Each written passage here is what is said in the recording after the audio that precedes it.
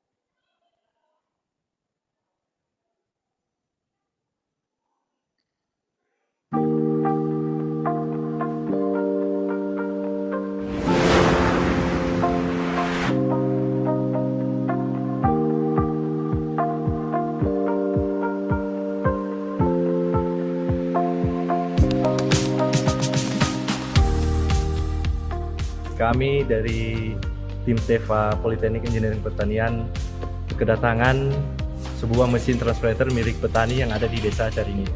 Jadi petani ini mengeluhkan bahwa mesin yang dibawa dari tempatnya mengalami susah bunyi. Jadi pada saat ini tim TEVA khususnya kami dari tim mahasiswa berusaha memperbaiki untuk bisa dipergunakan di lahan untuk menanam padi di Desa Caringin. Jadi kegiatan kami ini yaitu pertama dia memeriksa pengapiannya, kemudian dia memeriksa karburatornya dan memeriksa bagian-bagian komponen implemen untuk penanamannya dan penambahan oli transmisinya.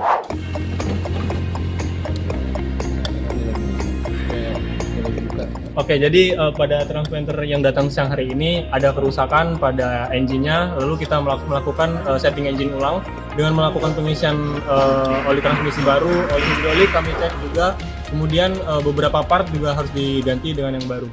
Saya sebagai mahasiswa, perasaan saya sebetulnya senang ya, karena di satu sisi saya bisa menerapkan ilmu pengetahuan yang telah saya dapatkan di pembelajaran, kemudian saya juga dapat membantu para petani dengan kendala yang mereka alami. Begitu, Pak.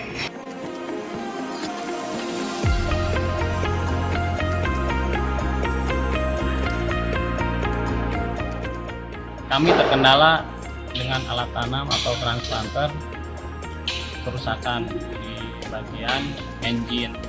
Karena ketidaktahuan untuk keawaman petani, dan saya percayakan, saya perbaiki ke Pepi. Ya, mudah-mudahan dengan kegiatan ini saya bisa membantu petani.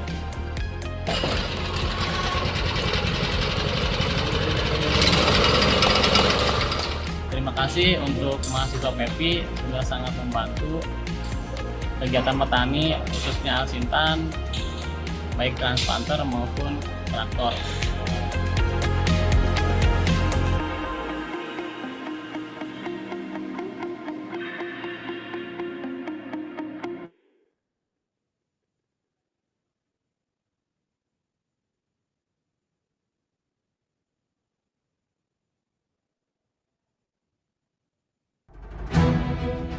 Di sini saya dapat belajar tentang berbagai macam teknik irigasi. Yang paling saya senangin ya, terutama yaitu namanya ilmu pengetahuan baru.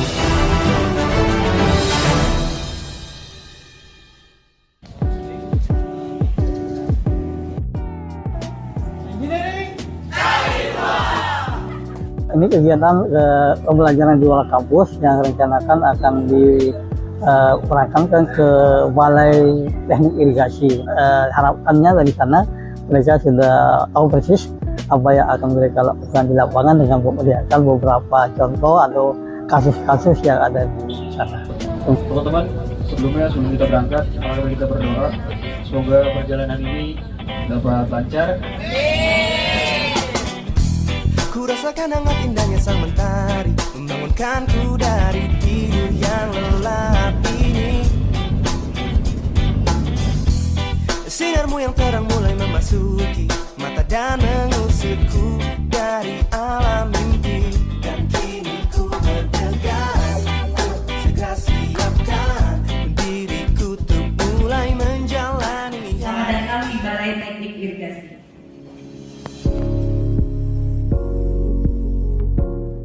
Nah, di balai ini nanti kami akan memaparkan produk balai, juga nanti akan ada office tour. Jadi kunjungan ke laboratorium kami di Laboratorium Beton dan Mekanika Tanah, lalu melihat juga nanti ada model fisik, model-model yang kami lakukan untuk menganalisa karakteristik hidrolik di bangunan air.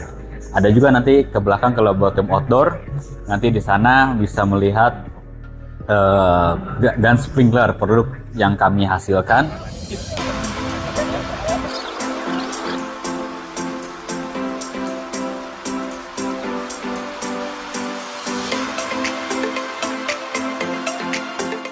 Berkunjung ke Balai Teknik Irigasi ini sangat senang dan berkesan ya Pak, karena di sini saya dapat belajar tentang berbagai macam teknik irigasi, dari yang sprinkle itu tentang hidrolik, dan terus tuh di sini ada lab untuk uji fisik atau permodelan rancang bangun.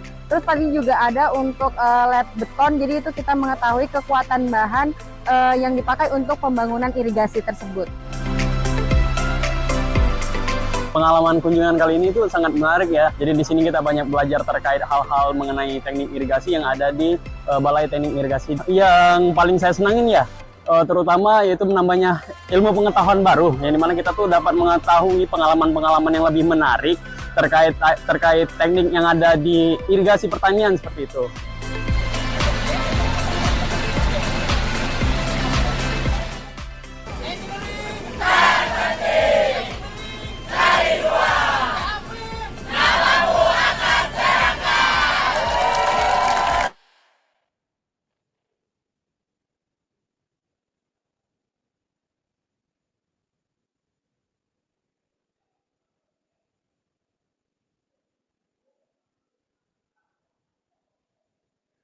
Kami sangat senang ya terkait dengan kunjungan ini, salah satu bagian dari sinergisme antara BSIP dengan Pepi.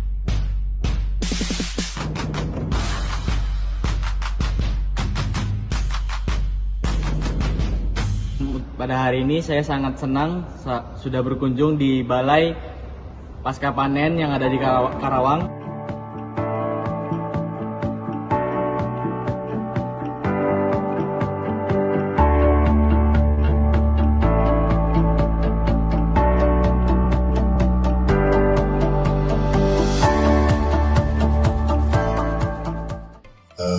Tujuannya kita bisa berkunjung ke sini, semoga nanti mahasiswa bisa belajar terkait dengan teaching factory ya, terutama kewirausahaan terkait nanti beras, sehingga mereka nanti begitu lulus dari Pepi bisa salah satunya bisa memilih untuk wirausaha beras.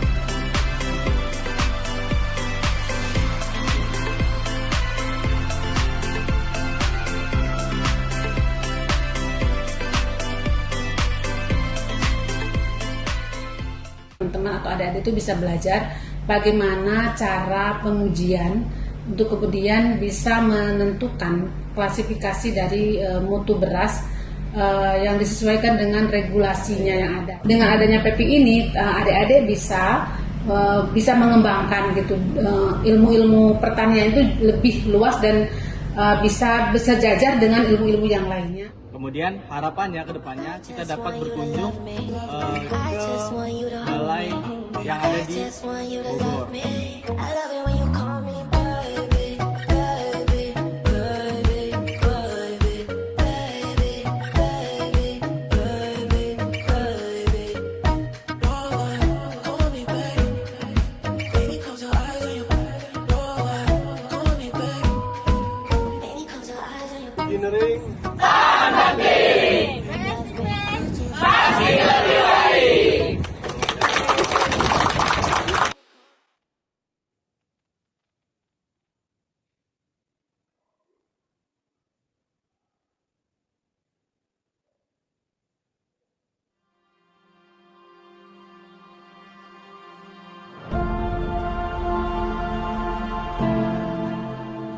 Saat ini pemerintah sedang mengoptimalkan produksi padi khususnya itu dengan mengoptimalkan lahan rawa begitu. Jadi ada sekitar 200.000 hektar lahan rawa di Indonesia dan salah satu yang besar itu berlokasi di Sumatera Selatan sekitar 10.000 hektar.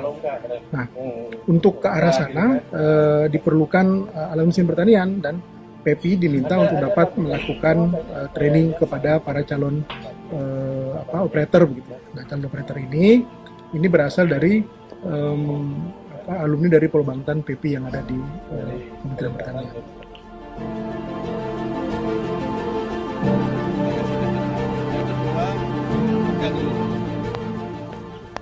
Kali ini kita pelatih para generasi milenial lulusan dari Polbangtan dan Pepi dalam rangka membekali adik-adik yang sejumlah 14 orang ini dalam hal teknis pengoperasian, perawatan dan perbaikan traktor pertanian yang nanti akan digunakan untuk aktivitas mereka di lahan rawa dalam program Imam Kop tahun 2024.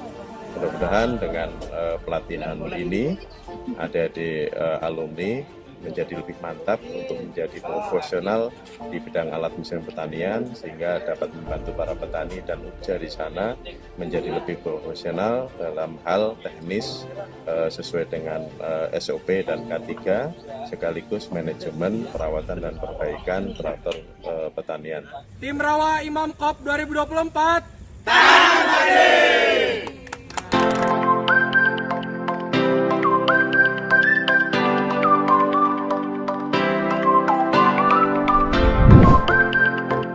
Kalau untuk berdasarkan impact yang diterima oleh kami cukup pede ya, karena memang materinya sangat komprehensif dan juga sangat detail. Dari mulai perawatan, operasian, maintenance, bahkan perbaikan sudah dilakukan semua, baik dari secara langsung maupun secara materi. Jadi kami rasa untuk pembekalan imigrasi untuk terkait traktor roda 4 sudah cukup.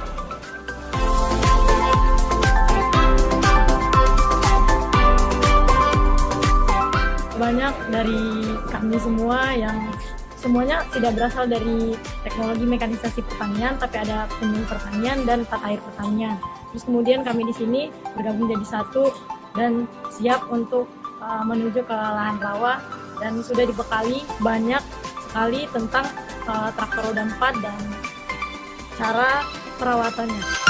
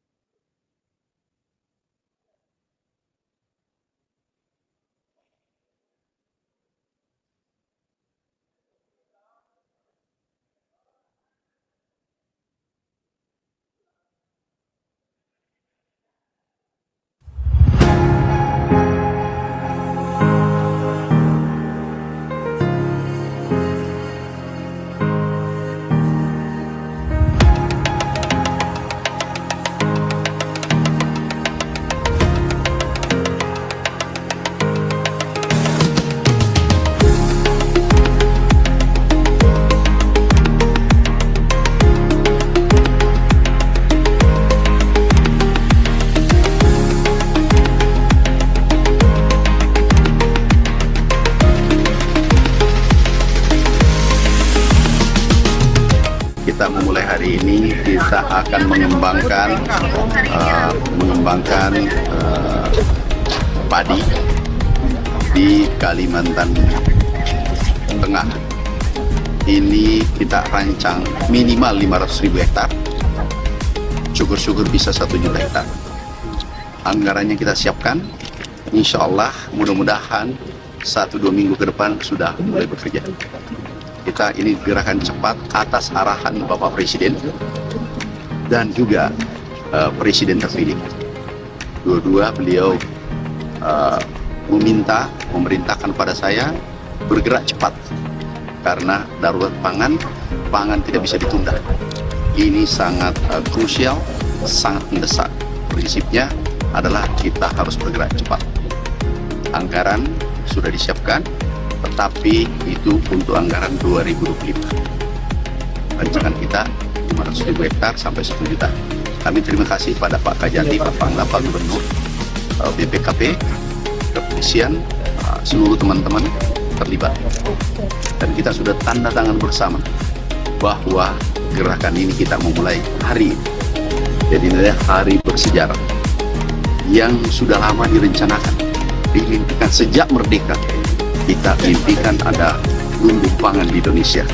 Mudah-mudahan 3 tahun, 2 tahun, 3 tahun ke depan ini menjadi kenyataan. Tidak ada kegiatan, tidak ada langkah, tidak ada proyek tanpa kendala. Tapi kita harus optimis. Jangan sandar pada kendala, pada pesimisme. Kita optimis, negara ini merdeka karena optimis.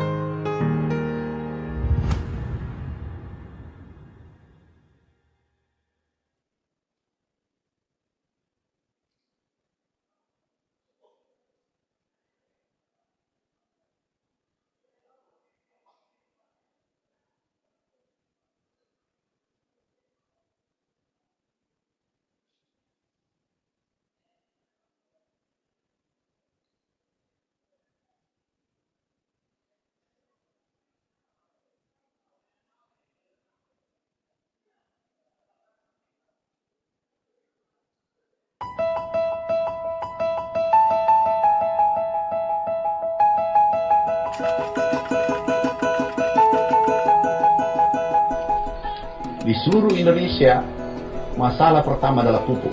Benar? Pupuk masalah, kemudian alat mesin pertanian, kemudian pompa, kemudian ada El Nino yang menghantam Indonesia. 4 masalah ini harus diselesaikan dalam waktu yang sesingkat-singkatnya. Kami katakan, siap Bapak Presiden, kami jalankan. Alhamdulillah, pupuk Bapak Presiden atas perintah Bapak Presiden sudah dinaikkan 2 kali lipat, 100%. Yaitu 4,7 juta menjadi 9,5 juta ton. Berarti ini selesai persoalan ini, dan pupuknya sudah ada di kios-kios. Yang kedua adalah karena ada El Nino berkepanjangan, solusi cepat adalah pompanisasi seperti ini. Gak ada solusi cepat kecuali ini. Karena kenapa? Hari ini pompa, ini diolah, besok diolah, atau hari ini langsung diolah. Tetapi kalau kita bangun cetak sawah butuh 1, 2, 3 tahun. Sedangkan kita butuh makan hari ini. Alhamdulillah hasilnya hari ini, tadi kita dengar langsung, dulu harga beras gabah 8.000 menjadi 5.000. Dan tidak boleh 5.000, harus minimal 6.000. Itu perintah Bapak Presiden. HPP-nya kita naikkan 20%. Kalau Bulog dibeli 6.000 kan? Ya jangan 5.000, kasihan petani kita. Kita harus jaga. Satu, dua, tiga. Mundur ya? Gimana? Jangan satu Pak Boy. Harus 3. Benar.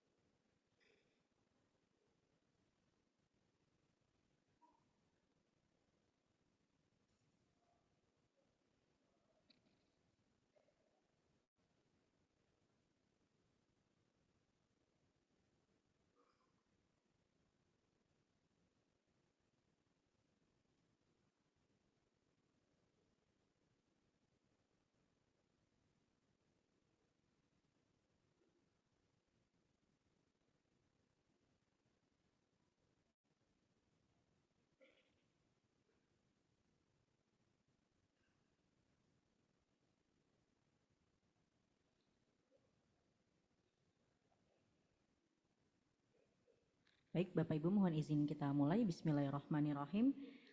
We welcome and respectful to Honorable Mr. Hung Hao Chang, PhD, Chair of Department of Agriculture Economic, National Taiwan University, Honorable Executive Secretary of Indonesian Agency for Agricultural Extension and Human Resource Development, the Honorable Interim Director of Indonesian Center for Agriculture Education, the Honorable Director of Indonesian Agriculture Engineering Polytechnic, the Honorable Director of Polytechnic of Agricultural Development and School Heads of Agricultural Development Vocational High School, participating virtually.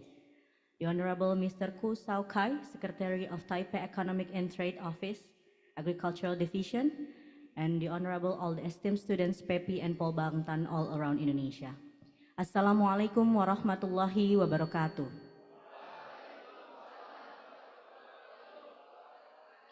Good morning and best wishes for all of us, praise and gratitude.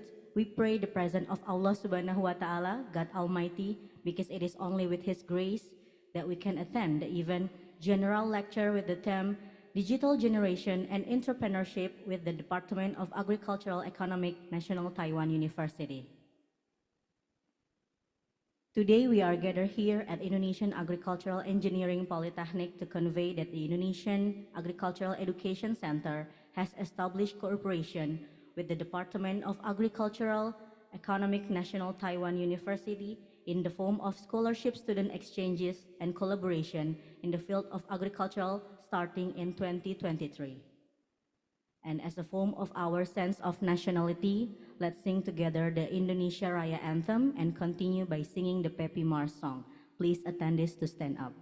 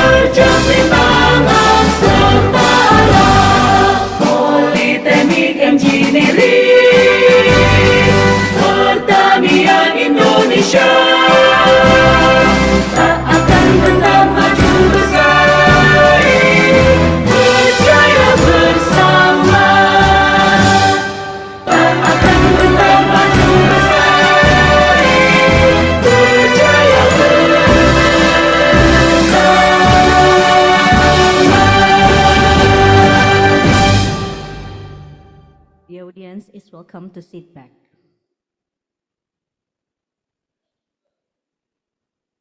Ladies and gentlemen, before we enter the main event this morning, let's listen together the opening speech by Director of Indonesian Agricultural Engineering Polytechnic.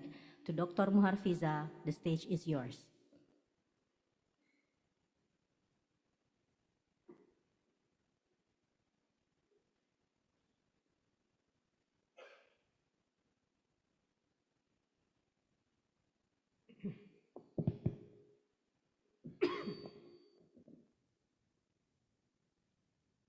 Bismillahirrahmanirrahim. The Honorable Head of Agricultural and Human Resource Extension and Development Agency, Dr. Ida Widiarsanti, Head of Center for Agricultural Education, Dr. Ineke, our main speaker for today's event, Professor or Dr. Chang, as a Professor and Chair of Department of Agriculture Economics, National Taiwan University, Director of Robangtan all around Indonesia, and Head of the Agriculture Development and Vocational High School, Head of Technical Implementation Unit of the Ministry of Agriculture, Republic of Indonesia, students of Probangtan Bogor and Pepi, and all distinguished guests. Assalamualaikum warahmatullahi wabarakatuh.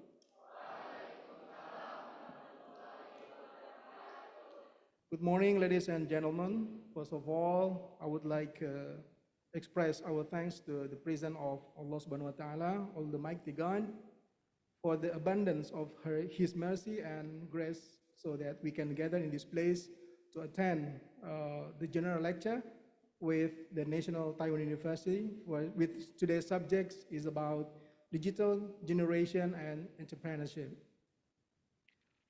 Ladies and gentlemen, welcome to the Indonesian Agricultural Engineering Polytechnic, or we can call it Polytechnic Engineering Pertanian Indonesia, or Pepi.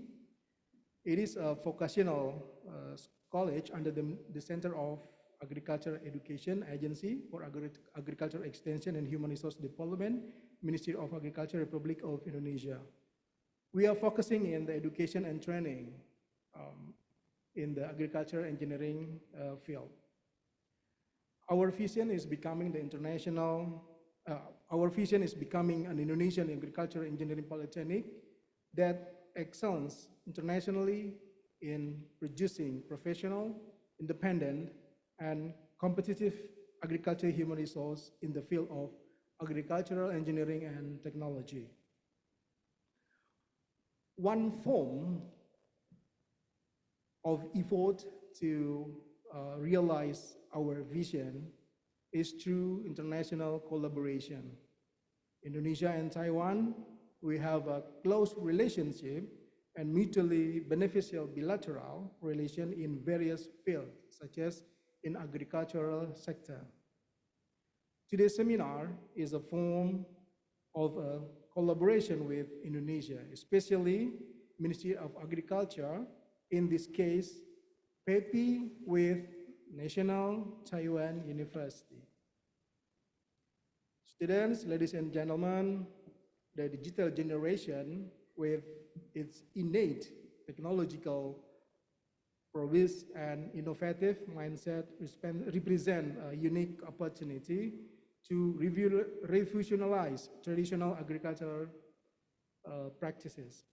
By harnessing the power of technology, we can address challenges facing in our planet, such as food security, climate change, and also rural development. Entrepreneurship, on the other hand, is the driving force behind innovation and economic growth. It empowers individuals to take risks, create new features, and contribute to society in meaningful ways. When combined with the agricultural sector, entrepreneurship can lead the development of sustainable and profitable farming practices. For today's general lectures, we will explore the digital generation can leverage their skills and knowledge to become successful entrepreneurs that are transforming the industry, such as precision agriculture, blockchain, and e-commerce. We will also examine the challenges and opportunities that exist for young entrepreneurs in the field. I do believe that by fostering a culture of innovation and entrepreneurship in agriculture, we can create a more sustainable and prosperous future for all. I encourage you all to participate actively in today's discussion and share your ideas, knowledge, and perspective as well. I hope that this seminar can provide benefit for all of students, all of us, especially for the students. We would like to thank to the presenter and invited speakers or invited guests who attend, as well as seminar participants, offline or online, throughout Indonesia for the enthusiasm in participating in today's seminar. Thank you very much. Assalamualaikum warahmatullahi wabarakatuh.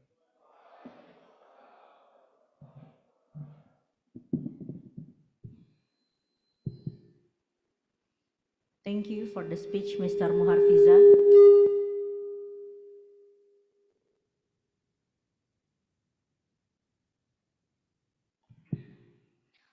Let's move on to the next agenda, the opening remarks by the, I'm sorry.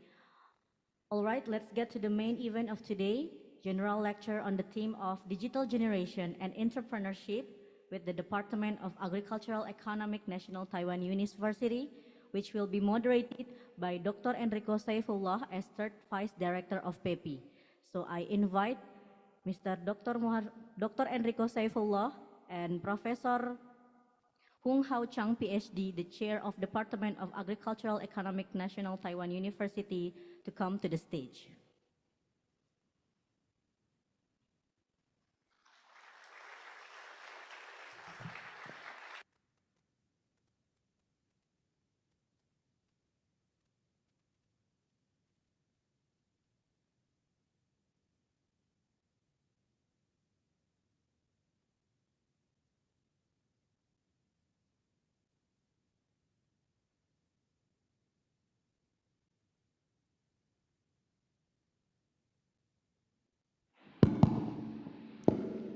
Good morning, Ms. Prof. Hung.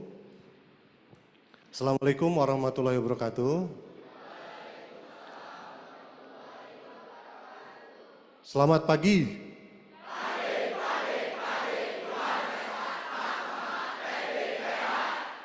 Okay, thank you very much.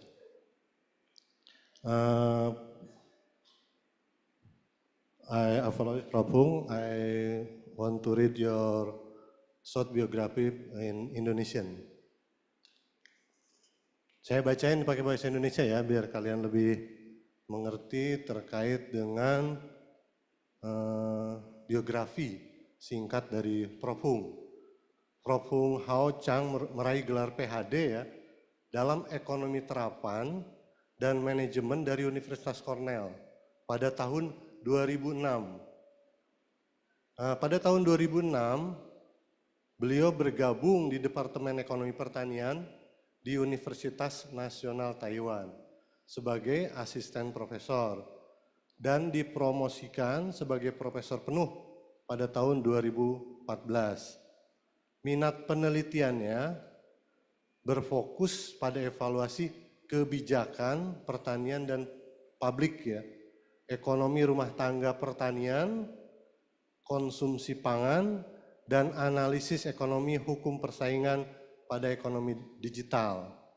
Beliau pernah menjadi salah satu editor Food Policy, editor Asosiasi Agribisnis and International Journal, Agricultural Economics, Applied Economics, Perspective and Policy, dan editor pelaksana Agricultural and Resource Economics Review.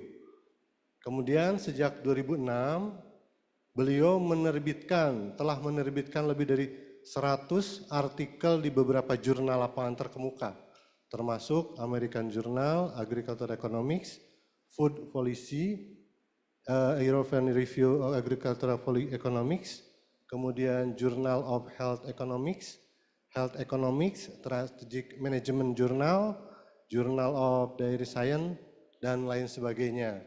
Nah, 2015 sampai 2018, beliau cuti dari NTU dan bekerja sebagai komisaris penuh waktu di Taiwan Fair Trade Commission dan bertanggung jawab atas kerjasama internasional dan mempromosikan analisis ekonomi dalam isu hukum.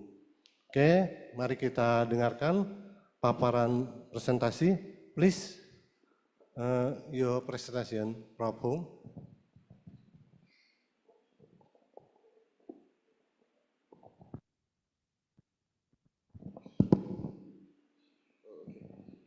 Okay, good morning. Yeah, I apologize, I don't speak Indonesia, so I use English, but I will go a little bit slow. So it's really a great honor to be invited to have a lecture here. It's my third time to visit Indonesia, and last time was almost 7 or 8 years ago. So I do appreciate the opportunity to share the agriculture policy experience from Taiwan here. And I hope we can also get some feedback from the case of Indonesia. Yeah. Okay. So just move on. Okay. Good.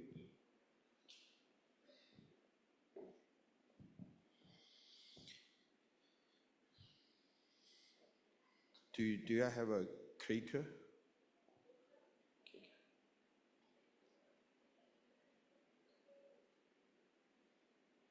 So the lecture I have today is the only the sharing, okay, of our experiences from Taiwan. So we look at the title is digitalization and agriculture and the food policy analysis.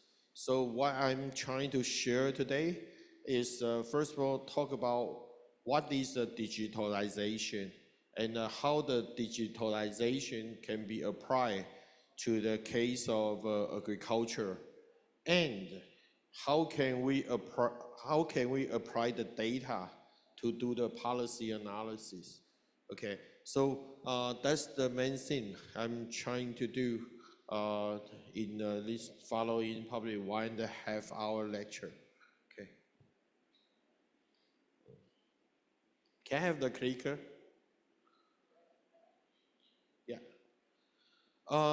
Yeah, I think the moderator has introduced me already. So right now I'm in Agriculture Economic Department in National Taiwan University. And I also serve as the journal editor for some journals, for example, like Food Policy and other journals. I have spent 4 years working for the government, okay, to look at the market situation, okay. So if you are interested about my information, you are welcome to visit my website. Okay, good. Okay, so first thing first, well, what is the digital technology? So we call it ICT. This concept is not a new one. It has been discussed for many, many years, okay? At least for like more than 10 years for sure. So the ICT actually is called Information Communication Technologies. So that including the internet, you and I use every day, and mobile technologies, which is a mobile phone, the smartphone we use every day as well as the data analysts used to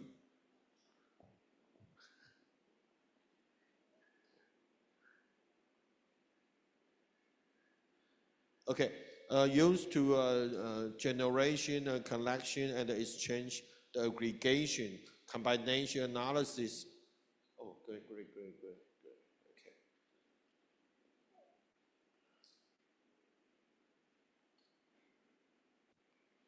Okay, good. Okay, So this is the definition of ICT from OECD, okay, in 2014. So you know the OECD always provide a very frontier concept. So this is the definition defined by OECD. So today, the type of ICTX we see, first of all, is the platform. When we talk about the platform, we are talking about the Uber, we are talking about the Grab, okay, we are talking about the Airbnb, okay, which we use all the time. It has happened in a lot of industry. And the second thing we'll talk about is the sensors. Okay, I look at some pictures you have already showed in the field case. So you do use a sensor in the field. Okay, I will show you some cases later on. And also the Internet of Things, which is also popular right now. So we can see a lot of Internet of Things, IoT things happen in agriculture. And also the big data, cloud computing, architectural intelligence is the most hottest topics right now, AI. Okay, so right now we use AI to do a lot of things, okay? And the blockchain. Okay, blockchain is pretty new, but it's also belong to the technology. So we have already see a lot of application of this concept in our daily life, including the agricultural practice. If you ask me, I would like to conclude that I think big data is the core and the driving engine for this kind of application, okay, big data. So today I'm going to talk about what is the big data. And before that, I would like to mention a little bit about the relationship between the ICT and the rural development, okay. So we have already know ICT can affect our life, okay, in a lot of perspective. And the ICT can overcome the territorial barrier of the rural household to access the information technology. I personally think this is important. So in the old time, back to 15 years ago, if the rural household, the rural kid need to have education, we need to send the teacher to the rural area, probably have the summer camp, probably offer the lecture, let the kid in the rural area have the opportunity to learn something. But today, as long as you have an infrastructure for internet, you can just send this information, okay, so make education much cheaper and easier. Like today, I know that you are not only the audience, right? We also have a lot of the audience online. So this is the particular case. This is the power of internet, ICT technology. Okay, in the old time, only the audience like you will be only the lucky group to have this lecture. But right now, even your friend remote in a very rural area, they still can enjoy the lecture and get some information. Okay, so ICT actually is a very powerful case to promote rural development, and education inequality is very highly connected with ICT. And we, as an economist, we believe this rule. So the education inequality will affect economic inequality. Okay, what I mean by that, we look at the two children. One is have a good education, another one don't have any education. Later on, when the children grows up, they will have a different social status. One probably make a big money, another one probably make much less money than that. Okay, and after 10 years, when you look at the two children, you will find the health inequality. Okay, so education equality is the only thing matter if we look at the economic or health inequality. And the ICT can help to reduce the education inequality. Okay, Later on, finally, the intergenerational inequality is also matter. Okay, so the conclusion is that as long as we try to reduce the education inequality by using the ICT, okay, we can affect a lot of things. Okay, we can even affect the intergenerational inequality. OECD have a rural development conference in 2019. I was lucky enough to be invited to a participant in this conference. Okay, so the case, the whole thing we talk about is how to use the ICT to improve the rural life. Okay, in that conference, I am sharing a lot of ICT experience from Taiwan, but I also learned a lot from the ICT case from other countries. Okay, for example, in Korea, there's a rural town, there's no bus, there's no other transportation. It's only one bus per day, and only 20 seats, 20 people can take the bus per day. Okay, because the reason is not there's no bus. The reason is that there are no drivers. Okay, so they use the ICT to solve the problem. They use an automatic bus.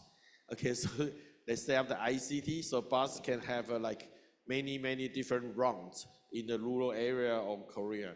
That's the application of the ICT we know. Okay, so if you are interested, you can find another cases just from their website. I think they still have that there. Okay, so since 2014, the government of Taiwan has implemented new digital technology policies. There are three different ways to promote the digitalization in Taiwan. The first one is open data. Because if you want to do the ICT, you need to have the data. Okay, do you know who have the most data? The answer is the government. Government have a lot of data.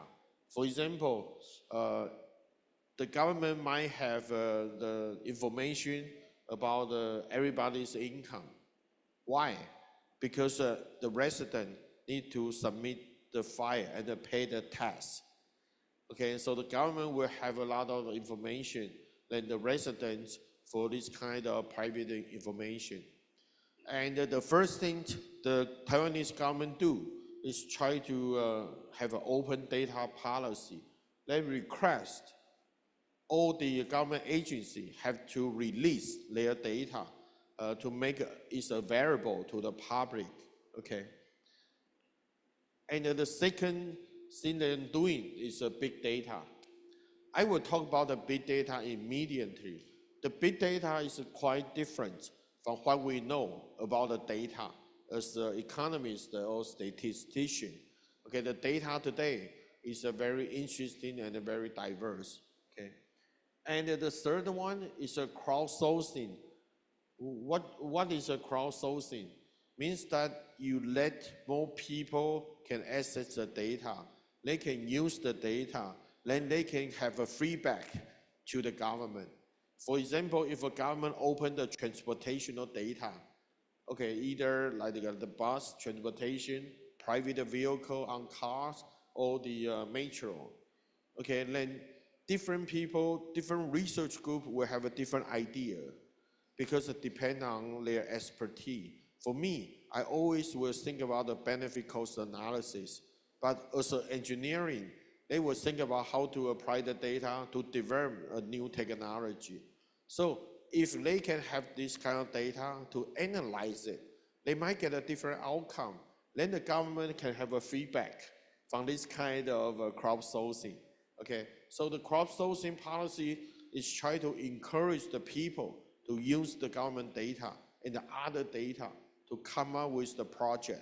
Okay, so these three things, I think, change Taiwan a lot in many perspectives. Okay, we will see a lot of case later. Okay, what is the big data? big data from the world, the data is big, huge. But this is not the only definition. Okay, there's a very different definition about what is the big data. But if you look at the book back to 10 years ago, the first book talk about the big data. Actually talk about 4V. V, depend on the first character of the word. The first one is volume. The data has to be big in size, for sure. Okay. The second one is velocity. The data have to be updated very quickly. And also the data have the variety and the versatility, reality, okay? The third one is talk about variety, means that the data is very diverse. Okay, I will show you the example later. Variety actually means that the non-structured data, okay? So the reality means that the data has to reflect the current situation of our daily life, okay? And it has to be a populational representative, okay? Let me show you the case. This is the data we know. I don't know if you have a statistical class or not. If you go to statistical class and you talk about the data, this is the data key in is an Excel sheet. This is the data I know back to 30 years ago when I was a student. Okay, but right now, we have the data in very different form. So this is the Airbnb. I don't know if Indonesia have a Airbnb. Yes. Airbnb means that you want to go to somewhere for vacation. You don't want to stay in a hotel. You can search the website and find the item just like this. Okay. Then here you will get the price per night and how many view, the comment, reputation, and what is the facility look like, what is the location. You know, back to 20 years ago, we just can search the stuff from the website. But today, all of the information we look at from the website can be translated like the data we see in the Excel sheet. Okay, so this means that we get a very diverse about the data. Okay, everything can become the data. Okay, and the second case is here. Oh, here, Google Trend. If you go to the website, the Google Trend, you type a Google Trend, it will bring you to the website, allow you to key in the keyword. Okay, for example, if I go to the Google website, I type a COVID-19, it will tell me in different time periods, how many people search for the keyword COVID-19. Okay, so this is the way we try to capture the popularity of one concept, one single keyword. How would that popular in different time period? Okay, you know, I heard about rumor. A lot of politicians, they have their own team to monitor the popularity. Actually, in every month, okay, they want to make sure what is the topic people discuss the most often. Okay, because that's the place they can make a contribution. Okay. Oh, here, you use the social media every day. Is there any Facebook here? Yes, right? Facebook, Line, LINE, what else? WhatsApp. Okay. Every time you talk to your friend, you type your message there, all will become the data. Everything will become the data, the traceable data. So if you ask the computer science professional, they can translate all the typing stuff into the Excel data format like we are used to. Then people can a statistician, economist can use the data from there. Okay, so yeah, so don't type too many things, you know, in the social media, especially to your girlfriend or your boyfriend. Okay, your parents probably will find that later on. Okay, so everything put into Raker can be the data later. Another things like a credit card or you know the electronic payment. Okay, so once you use that will become the Raker. One day it can translate into the data. So if we think about this way, you will find that wow, the data today will be huge because everything can become the data. Okay, so back compared to 20 years ago, we only can do the survey in the rural area to ask the farmer to fill in the questionnaire. That's the data. But today, everything can become the data. Okay, many thanks to the computer or engineering professional to help us to translate the information into the data format. Okay, good. That's the first part. Okay, I'm trying to briefly introduce what is the concept of big data and why we want to talk about the big data so oftenly every day.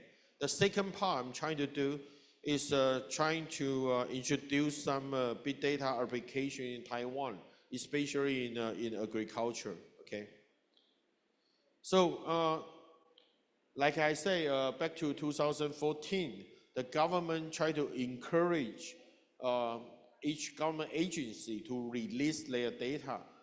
Ministry of Agriculture is the most successful case. Okay, so after several years, this is the data structure. This is the big data opened by the Ministry of Agriculture. You will see they are totally different in 8 different sections. The first one, open data, that's just the data. Okay, they make the data available to the public. That's why we call the open data. Second one, GIS. For the agriculture engineering professional, they definitely will know what is the GIS. Okay, Geographical Informational System. That can be used for a lot of applications. GIS, it always comes with a map. Okay, so the government released a lot of map, okay, in the second category. The third category, fund management, is to provide some information about the field management, okay? For example, they will provide the soil quality and other information. And the fourth one is a field assistant, okay? They can provide some active information transfer and also agricultural service line. So these 4 groups in your right-hand side, we call the quantitative data. Okay, so you can find the data just in the data format. And the left 4 group, the category, is a qualitative. There's no exactly like a number things, but you can get information, okay, useful. So this one is a data storytelling tool, okay? It's about the provide some information and then use the keyword. You can, if you try to be the farmer, try to know what is the particular crop, you can just type the keyword and then it will tell you the definition, the history, the function of that specific crop, okay? And this one, Agricultural Knowledge Resource Platform, it provides just like the museum, the online museum. You type a typical crop or livestock. For example, you type like fish, a kind of fish, okay, or oyster. You type oyster. They will give you what the oyster look like, how to grow the oyster, okay, everything is there, okay. So it's like an online museum. And another platform is more like a agricultural education resource. If one day you try to open a class or for the students, you want to talk about agriculture policy, and you have no idea about it, you need a real world cases. This category, this platform can provide you information like that, okay? So the e-creation is sort of like a digital divided service, okay? So if you want to buy the sensory monitor, where you can buy it? What are the supplier? Okay, so this on the left-hand side, it's for group. They don't have like a specific number of the data, but they do provide enough information for you. Okay, so this A group is a manager and created by the Council of Agriculture. We right now changed the name to Minister of Agriculture. Okay, so this is a pretty good resource for the government agency to release their data. Okay, so in total, there are 18 categories, subcategory of the data, and 1,300 items. Okay, so that including all the subject here. The first group, for example, is about the safe diet. They will provide a CAS quality. CAS is kind of a labeling, a certificate in Taiwan. So they will provide that. And the GIS will provide a lot of mapping, the GIS map for the researcher who are interested in this topic. So totally, this data can be open to the public. Okay, is that great? Yeah, this is a great thing happening. So if you are interested to see the open data, you can visit the website. Okay, you can visit the website, get more detailed information about it. Okay. This is the example about the GIS. So in Taiwan, by law, farmland use is categorized into 35 items and 13 different types. So for each specific item, the type of land category, for example, general agricultural production land, that will be the map for the entire island. So this is the example, okay? If you want to know where the specific area you are interested in is belong to general agricultural use or non-agricultural use, you can use the map to mapping the area you are interested in. So you will get the idea immediately. This is a very useful and a powerful resource, not only for agriculture, but also for the architecture. Okay, sometimes people try to do the urban development, they need this map to make sure they are under the, they comply with the law regulation, okay? No one can build the luxury building, townhouse on the agricultural land. That's illegal. So the first thing you have to do, you probably need to get a GIS map to make sure you are doing the right thing in the right place. Ooh. Okay, let me show you the example how to use the big data. Okay, this is the example I like the most. You know, the food safety is always a big issue in Taiwan. Okay, it's also a big issue in other countries. Here, this map talk about the complaining cases the government received about the manufacturing, the wasting water pollution. So each case means that, oh, that area we ever see the complaining about the manufacturing wasting water. Okay, so you plug it, you will find that, oh, this is the geographic distribution of the manufacturing wasting water location. Then the second map is the agricultural district. Okay, talk about the agricultural use. For example, the yellow area is for the spatial agricultural district. means that that area can only do agricultural production, no construction, no manufacturing. Okay, it's clear? So what we're trying to do, we just overlap the map. We just mapping these two maps, and you will get a third one. Okay, so the third one is pretty obvious. You see, there's a lot of the red line, red spots in the yellow zone. Okay, this is the good news or bad news? This is a very bad news for the government. Why? Because the yellow zone should be only restricted for agricultural production. But you see a lot of the manufacturing, wasting water, pollution case, that's exactly located in the agricultural production zone. That's not a good thing, right? So government try to fix it, either close the manufacturing or do whatever. Okay, so the big data will give you very quickly idea what happened. So what can we do next? We just pick up the area, the yellow area with the most density of the red spot. Then we zone it up. That will be the next map here. Okay, that will be that will be the map. We just zone up. Look at the more small area, so you can come up with the conclusion. Okay, so that area have a lot of illegal metal factory on the spatial agricultural zone.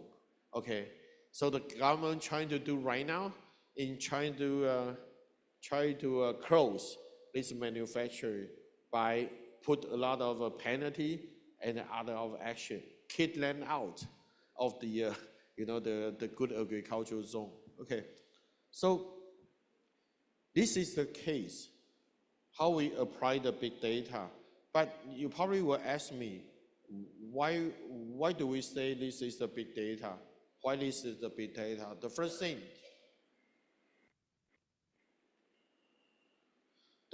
is like you need to get this map, right? In order to get this map, you need a lot of data information. So this include, the first map included all of the complaining cases about the manufacturing wasting water pollution. Okay, so if you have only like a random survey, it's not working. You need to have the population data like this. And then the second map, you need to get all of the land use, okay, within Taiwan. That's why you can come up with the third map. Okay, good.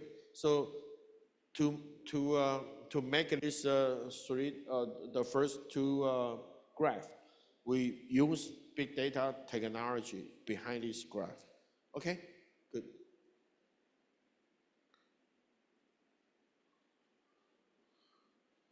Oops. Oops.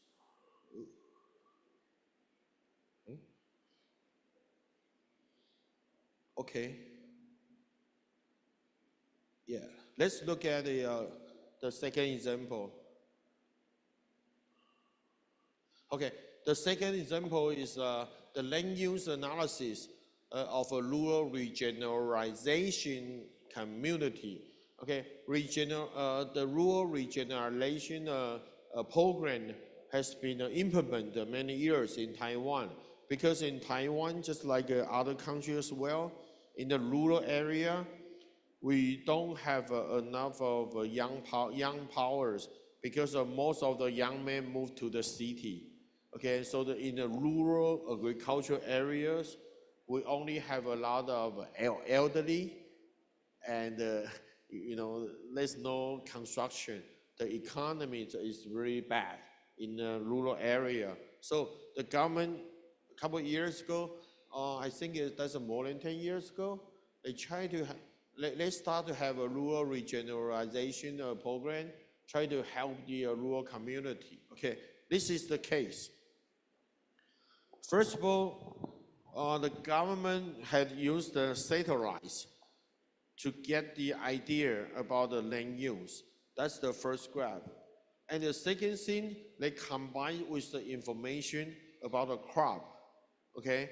So they can compare the satellites, the data, the graph before and after the program. By comparing these two, you will know that how the community spend the money if they really do the agricultural production to match the rural generation problem, okay? So again, you need to get this kind of GIS map, okay? That's the data, okay? The third one is also interesting. Okay, this is the case about the elementary school. Okay, this is a case about elementary school. The story is just like that. One elementary school, every year, in a particular days, seasons, the student will get the coughing a lot, okay, and then they will get the breathing problem, okay. Then the school try to figure out what's going on. It's kind of weird because every year in this particular season, this month, the student will get like a lot of students get a coughing, and they will have a 6 day from school. So the school try to figure out what to do. Okay, in the first place, they ask the doctor to visit the school, but the doctor can only try their best to fix the problem. They don't know what is the cause of the problem. Okay, then one day, one smart guy, one big data analyst just visit the school. What do? They get a map, 2 maps. First map is in that area, in each school. They look at how many farms, how many fields, farming fields around the neighborhood area, okay? And they test the wind direction and the wind speed, okay?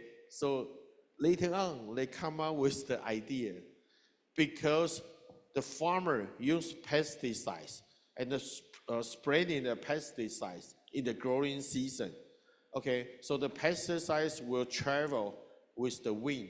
That will hit the elementary school. Okay, so later on, they try to do something different in the agricultural production field to solve the problem. Otherwise, every year, the elementary school kids just get sick, okay? So again, you need to get a lot of rich information from the map, and also the manufacturing information, agricultural production information, right? Okay, this is also the successful case to apply the big data, okay? Okay, let's talk about the production. I know you are more interested in production. Let's talk about the production. You know, I don't know if we have this kind of system here or not.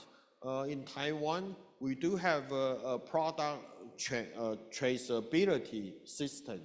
What do we mean by that? You see, in the field, this system will encourage the farmer to have a pretty good record about what they use. Okay, most of the time you use a scanner. Okay, they will get a scanner and to record what they have done in the production. And most importantly, they will have the barcode for each farmer. Okay, then for each product, they will also have the QR code. So the QR code can carry on to the very end. For example, like if you go to the supermarket, you try to buy a typical food, sometimes you will see the barcode, okay? Then you can scan the barcode. The barcode will tell you all the history about a specific product, okay? Consumer can know that, okay? So they try to promote that For example, you try to buy the chicken in the supermarket. So if the chicken, surface packet of the chicken will have the barcode, you just use your smartphone and scan the barcode. It will give you all the information, which farmer grows it and how they grows it, okay, how to raise the chicken, in what way, and what kind of medicine they use, okay, for raising the chicken, something like that. So then consumer will have more detailed information about the food safety, okay. So right now we're trying to do that in Taiwan. I think it's pretty successful case right now, okay. The another case is about the agribusiness case, okay. It's not a production, it's about the agribusiness. Okay. This is a company we call the AgriWaiter. Okay, this is among the first digital waiter company for agriculture production in Taiwan. Okay. This guy is the boss, is the owner. He's a handsome guy, right? He's also my student, the most handsome student I have. That's why I talk about this case. You know, this guy don't know anything about agriculture. He didn't know anything about agriculture before he joined our EMBA program. His background is information engineering. So his work is like you. It's more engineering background. He didn't know anything about agriculture, but one day he got a very good friend. Tried to ask him how to apply the information technology to agriculture. Then 3 young men just create a company. Okay, create a company. Try to apply the engineering skill to agricultural production. So right now he's pretty successful. You see, this picture is many years ago. Okay, so he started to use AI. Okay, a couple of years ago. Okay. Okay, what he had to do with that? What is his business model? Okay, so they just provide IoT, which is the sensor in the field. I believe you will see a lot of similar stuff in Indonesia or even other countries. Okay, the monitor can help to get the and update the weather information. Okay, so if you put the monitor, for example, in the rice field, it's just like that. Then the monitor can translate the data into the system, the platform. Okay, so the second part, you will have all of the information in your production field. Then you can analyze the data. Okay, so why I know this case? Because as the economist, we are invited in the third part, data analysis. Okay, that third part is more, it's not easy, and you need to estimate the harvest, the production, and also provide some consulting. Okay, so the first part, in the old days, in the old time, back to 30 years ago, we don't have the luxury to have this kind of monitor system. So therefore, we don't have enough data. Then we cannot do any analysis. But today, because if you have the monitor system in your field, you can collect the data every second. Okay, so once the data is ready, you can have the data to do your analysis. Okay, you can figure out, for example, in your field, you always don't have enough growth rate. You can collect the data, analyze it to see what's going on. Is it because of the water, or because of the weather? Is it because of the pesticides? Okay, so this is the basic way to talk about his business model. Okay. And what is the benefit of this model to his client? The company actually provide this kind of service. Okay, so they do the visiting and the consulting. He told me that this part is very difficult because once you get the result, how to do that, you have to convince the farmer to do it. So most of the time, that will require a lot of labor cost.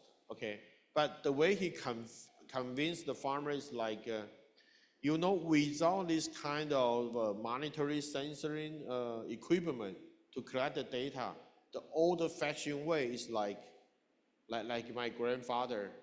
He has a land. Every morning, he just walks through the farm field once, and in the evening, he walks through the farm field twice. That's the way he manages his farm. Okay, so that requires significant labor cost to do this. But today, if you have a monitoring system, you can save a lot of labor, and you can get a more detailed information about what you want to get. For example, if you just use a label to look like to check the field, there's no way for the label to report the pesticide situation. Okay, but right now you use a sensor, you can get a very, very detailed information about what happened in your field right now. Okay, so that will help to save a lot of the cost. Okay. Okay, he provided me 3 different case study. Okay, I think some of them he told me that is working in South Asia. It's not only in Taiwan.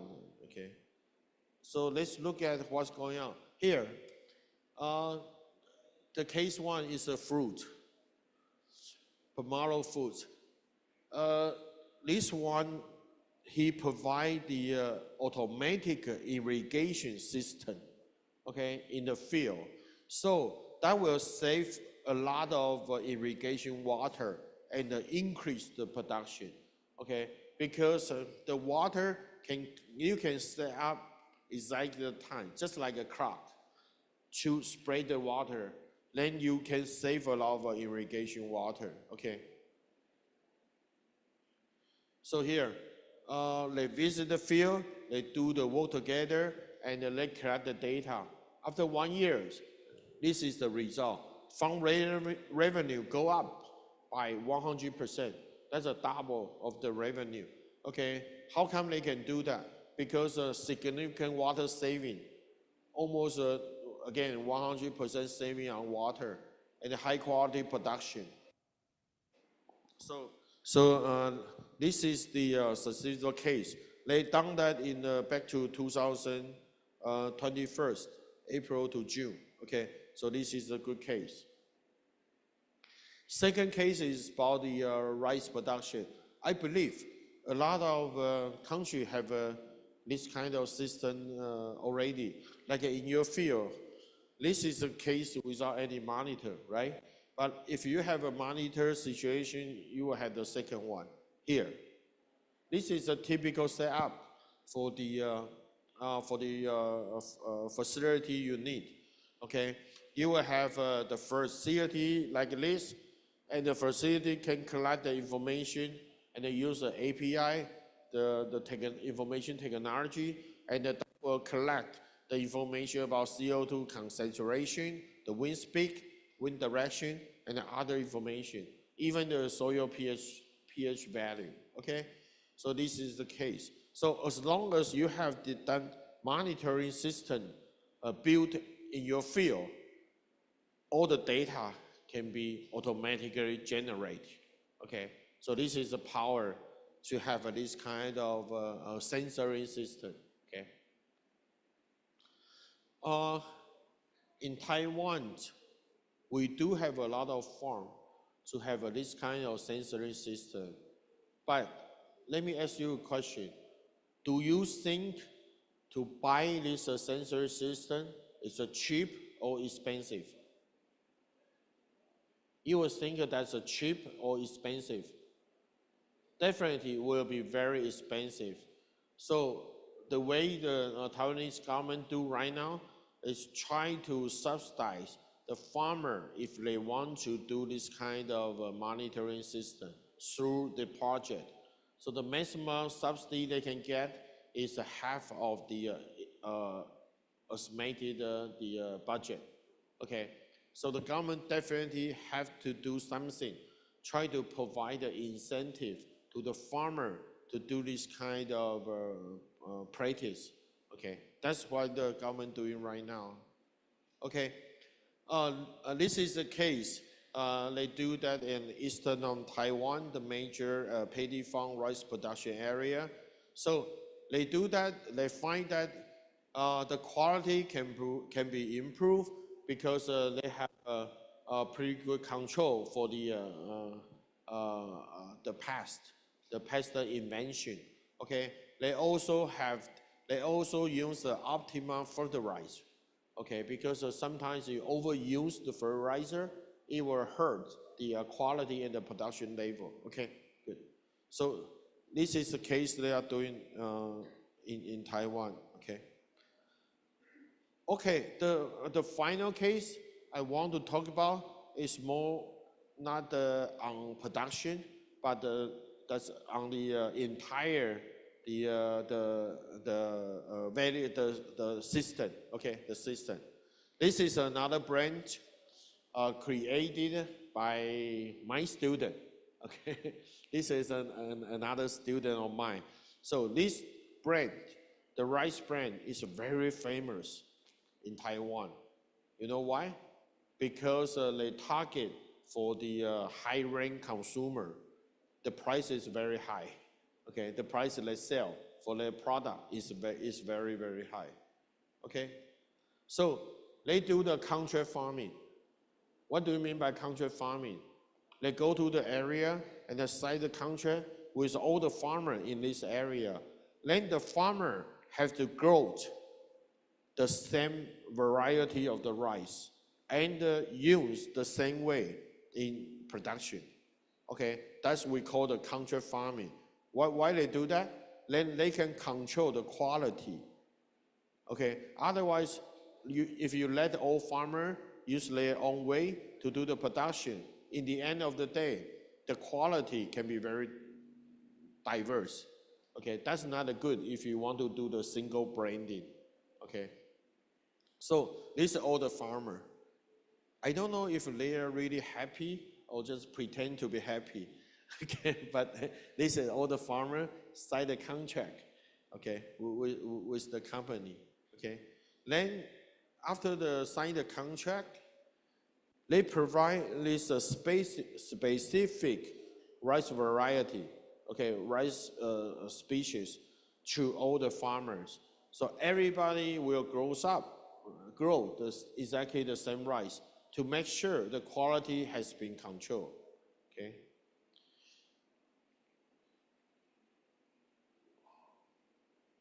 Okay. Then this is the whole system.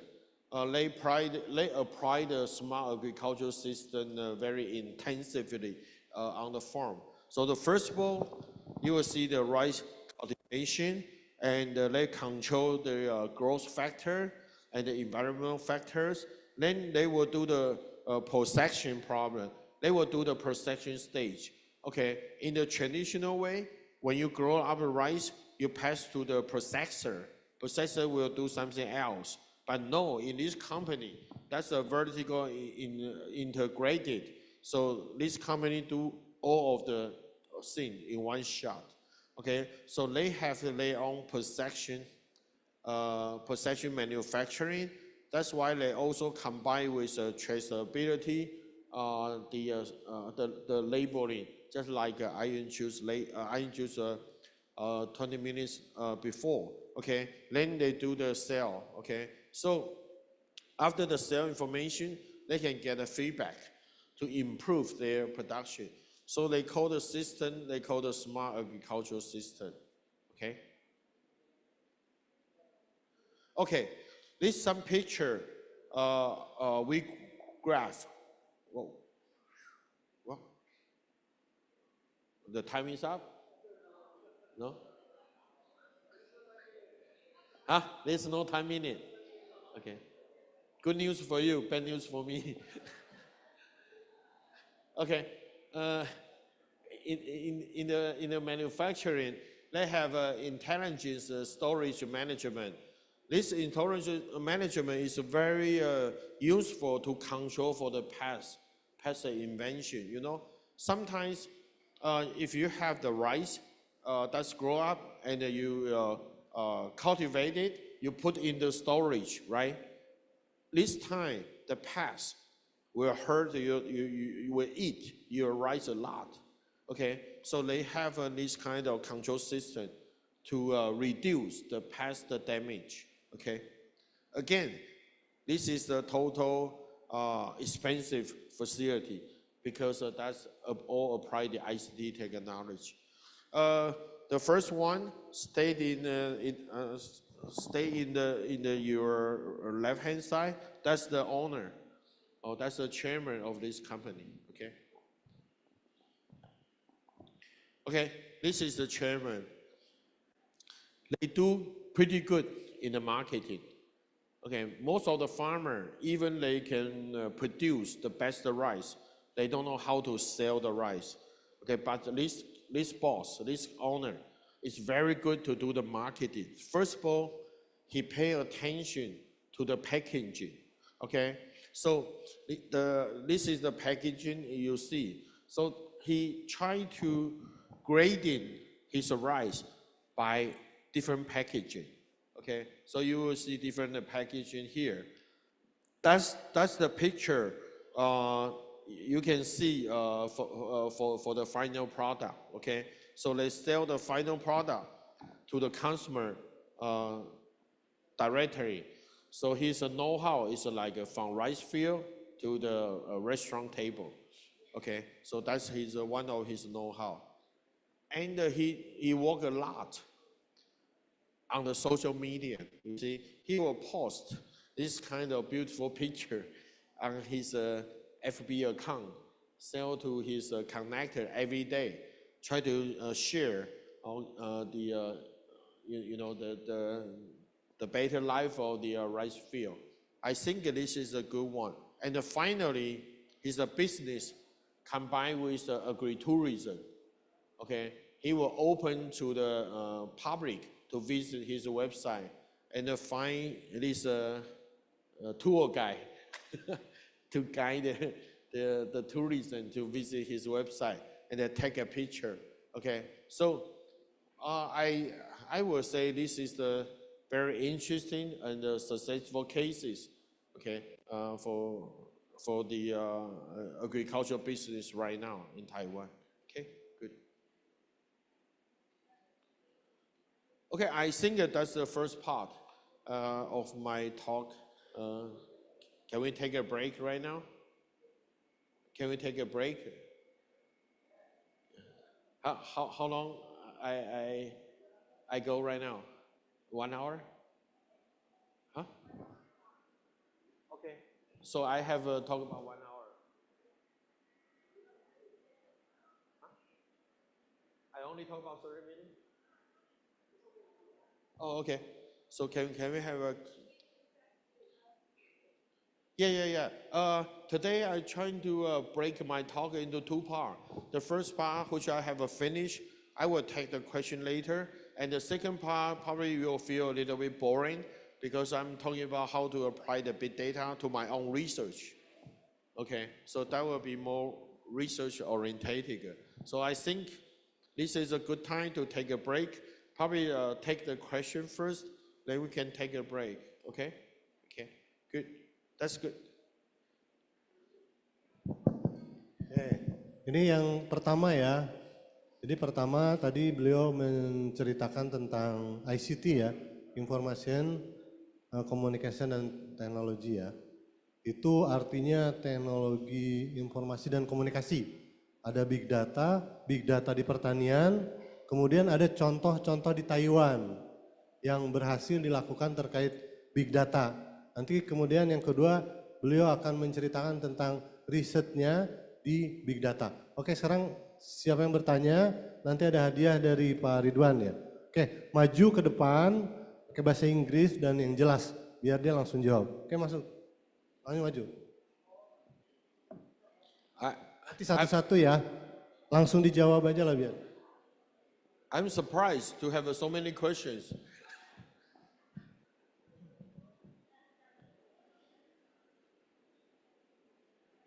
So I have one question.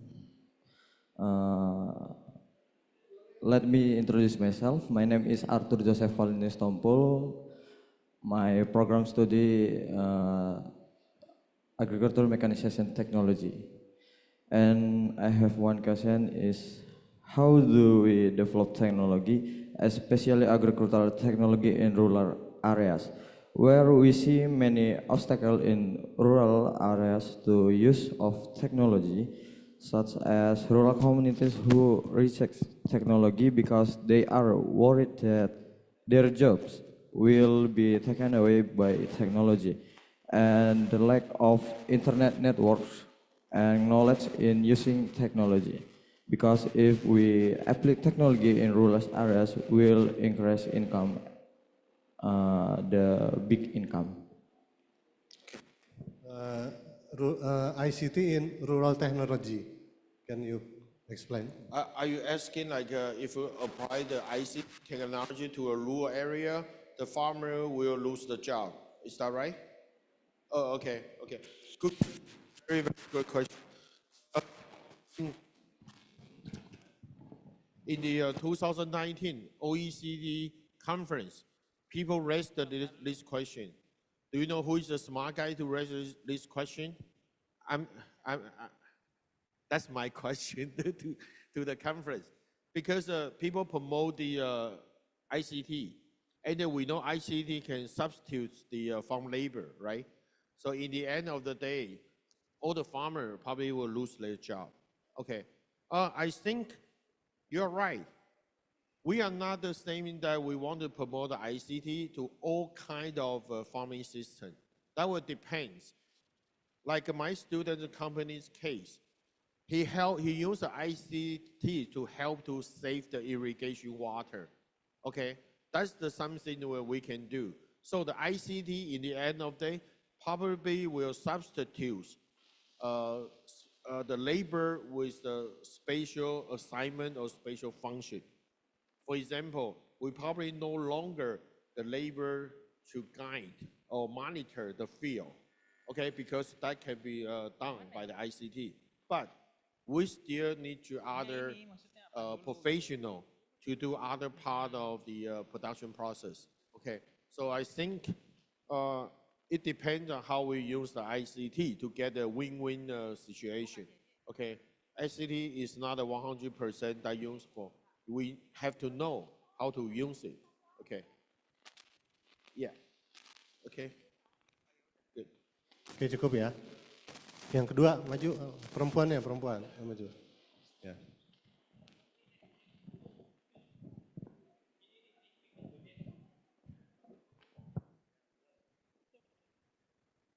My name is Celadia Paramita. My question is, what are the challenges that face in the implementation of the digital generation in entrepreneurship program, and how can they be addressed? The challenges in this program. Yeah. Okay. Can you repeat your question again? Make it slowly.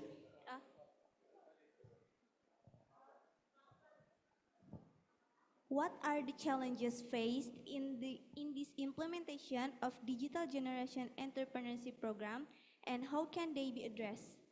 In what perspective? The challenge to what field? You mean the government or the entrepreneurship or the farmer? From all of this, how can based on big data and etc. Okay, I get it. Okay. For me, I think the big challenge is about the money. Okay, so you probably wonder, I'm an economist, right? So I don't do the production in the first place. But why should I worry about it? Because all of the project, in the end, they need an economist to do the benefit cost analysis That's why I have the opportunity to be part of the project. So I feel like I find that right now, because the cost is very expensive, so it has to be sponsored by either the government or the third party. Okay, so if you ask the farmer to buy the facility, ICT facility for themselves, that's not working at all. Okay, so right now I think the problem is about the benefit cost analysis. How can we increase the benefit cost ratio? Because right now the cost is really high, okay, to be afforded by the individual farmers. Okay, so we talk about a lot of alternative. For example, like a farmers association.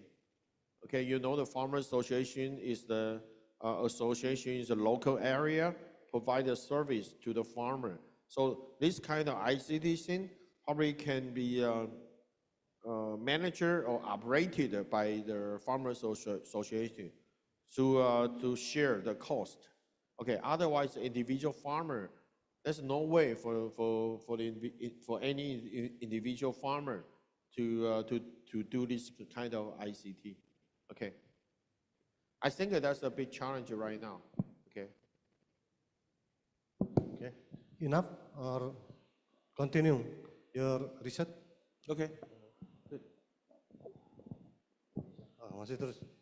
Satu lagi aja ya. Satu lagi. One. I think after this one, we'll probably take one more, okay? Otherwise, I will answer the question until noon. Okay. Okay, thank you, Mister. Let me introduce myself. My name is Dwi Adistianto. I'm from Agricultural Product Technology. I have a question about digitalization in society. As agricultural engineering student, we need to apply the digitalization technology in society, right? But it's can the challenges for society to accept the digitalization. How can we invite society to be open in digitalization, generally from agricultural, especially we as students? And question number 2 is, I get a motivation from Mr. Biodata, and I asking about principle on Mr. Life, so Mr. can on the position right now. Thank you. Slowly. Speak slowly. You have two questions, right? Yes. Okay, what is the first question? Okay, and number 1 is, how can we invite society to be open in digitalization? Generally from agriculturals, especially we as students. Yes. Society in digitalization. Okay, what? Discussion. I said help on the thing. So the first question is, how can we invite society to be open in digitalization? Okay, great. Generally from agriculture, especially we are as a student, they are as a student. Okay. And the second? Yeah. Okay. How about the second one? Okay, the second one is, this is not your question, right?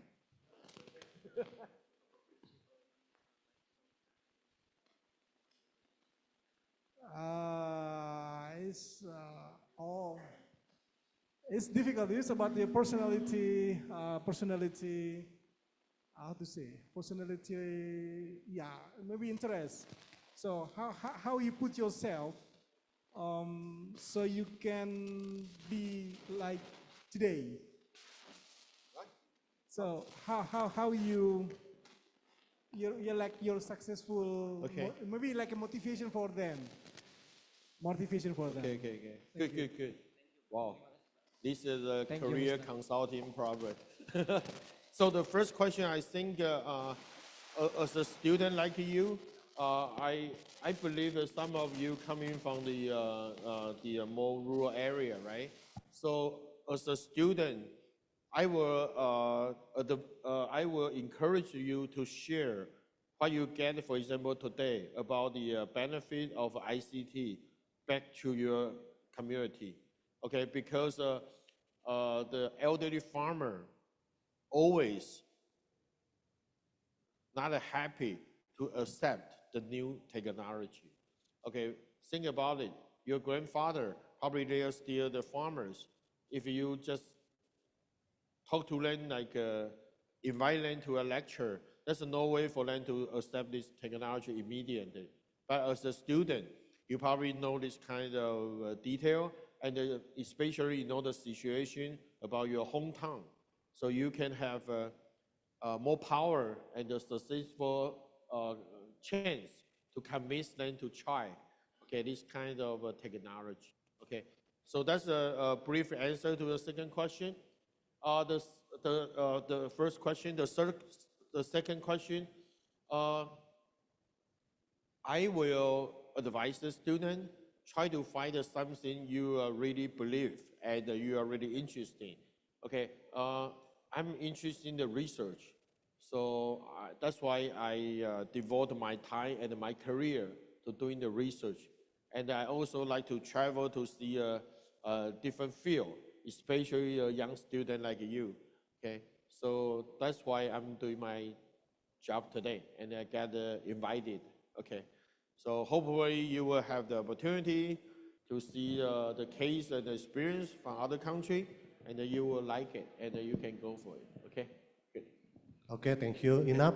The question enough. Okay. You're continuing your presentation. Okay. That's enough, right? So, how much more time I have? Oh, 30 minutes. Okay. So, since we only have 30 minutes, and all of you are sitting there, so I think you can take another 30 minutes without a break. Okay. So, no, I'm fine. Let's talk about the second part.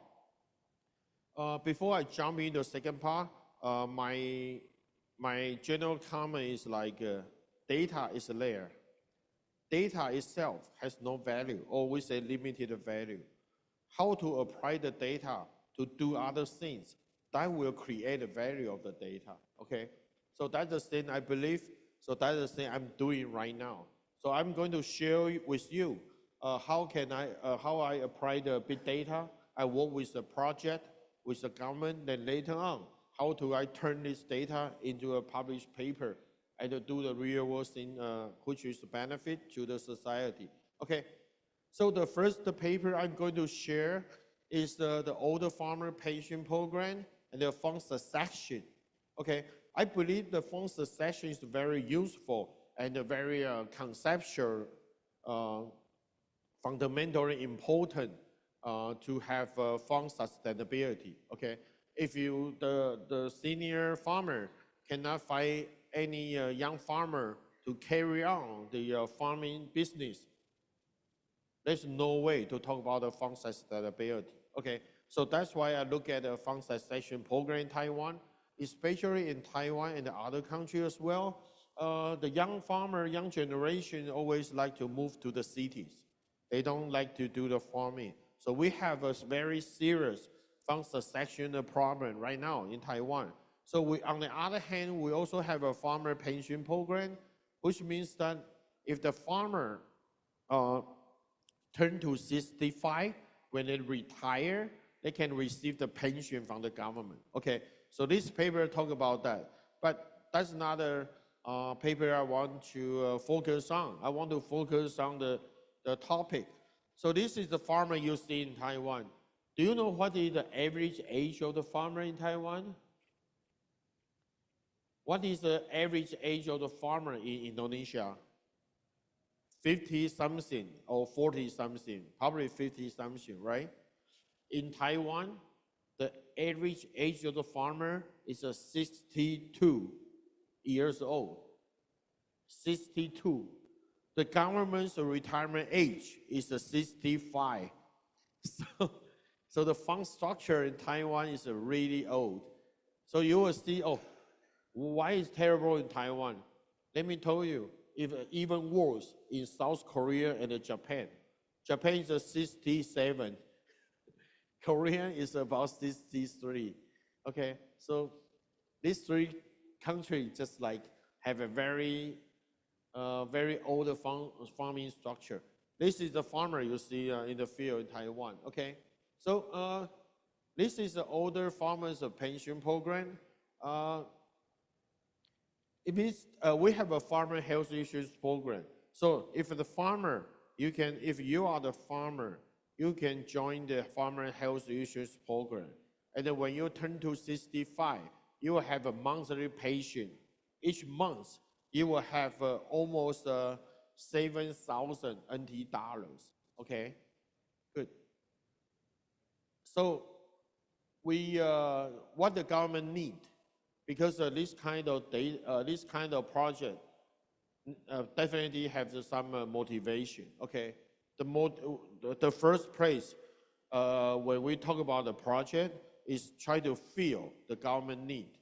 What the government need in Taiwan, if you look at the statistic, it will kind of weird, because the total number of farm workers are 0.54 million.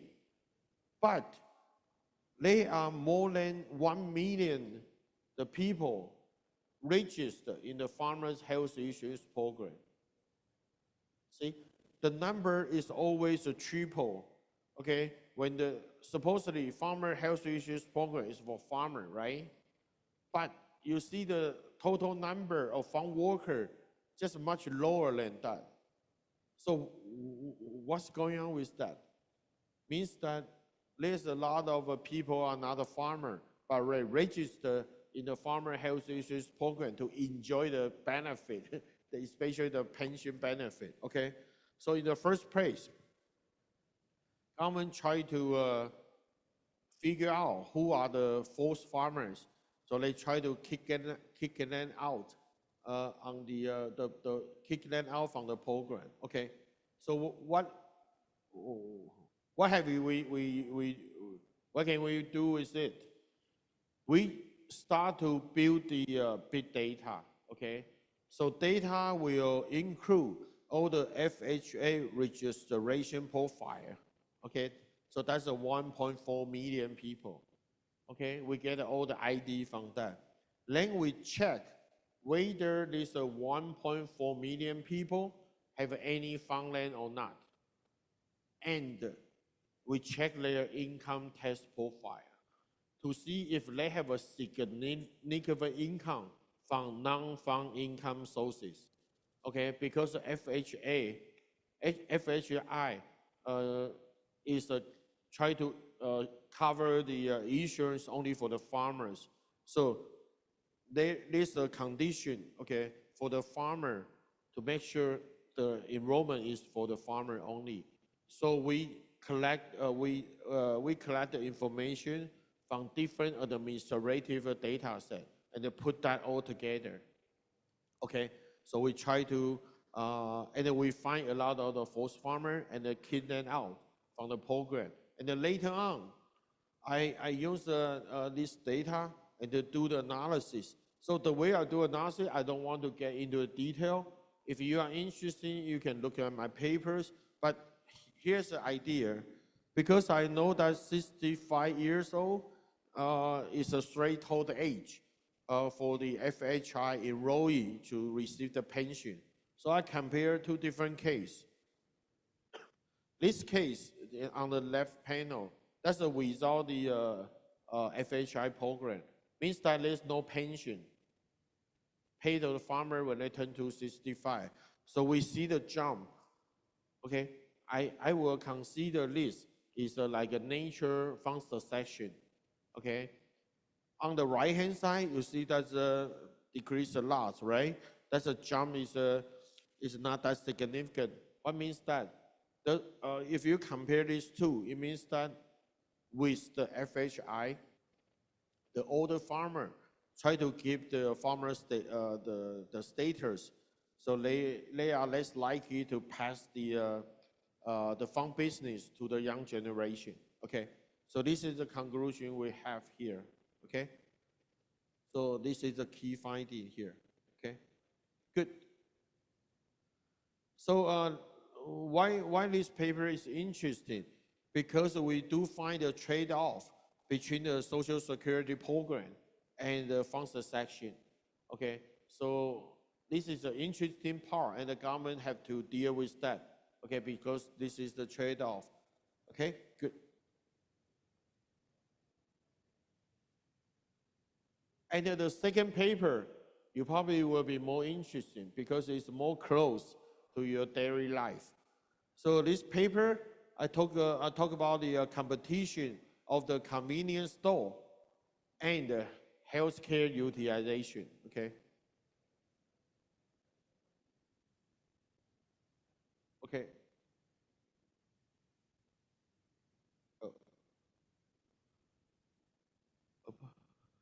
This is fine here. Let me show you the thing you'll be interested in.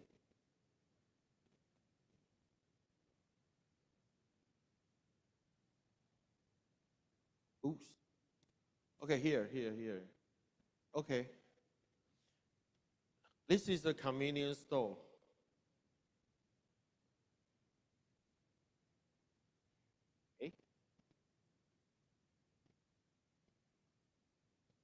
Okay, this is a convenience store, okay? Here.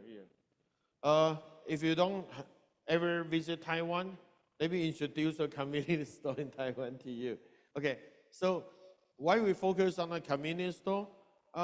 There's a news, the international news say the density of convenience store in Taiwan is the second highest in the whole world. Which country is the number one? South Korean. South Korean is the number one. We used to be the number one, okay? But the South Korean right now have the highest convenience store density in Taiwan. So in Taiwan, this is a 4 major brands: 7-Eleven, Family Mart, OK Mart, and High Life. How many brands you have here? Only you get a 7-Eleven, right? And a Family Mart. And Single K? Oh, okay.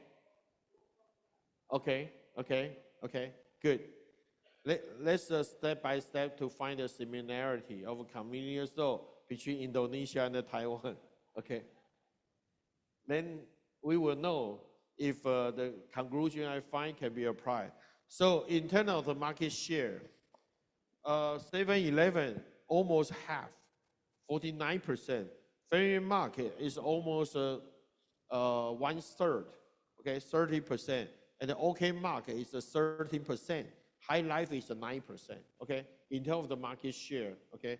So the largest one is 7-Eleven, second one is a Family Market. So this is the picture of a convenience store. You can see, okay. Then in this paper, I try to look at a different concept, okay. Think about it. Let me ask you a question. I think food availability is a different concept from food accessibility, okay? For example, if we have a case like this, one area only have one brand, but 2 branches. For example, like this area have 2 7-Eleven. So there's no inter-brand competition, right? Because 2 of the store are all 7-Eleven, okay? However, in another case, we still have 2 convenience stores, but one is a 7-Eleven, another one is a Family Mart. So we have the inter-brand competition, okay? So in this paper, I'm trying to see is like how inter-brand competition will affect the healthcare utilization of the local resident in that area, okay? Yeah, so that's what I'm doing in this paper, okay? Yeah. Okay. So now I'm going to talk about some information about the convenience store here, okay? Eh? Wait.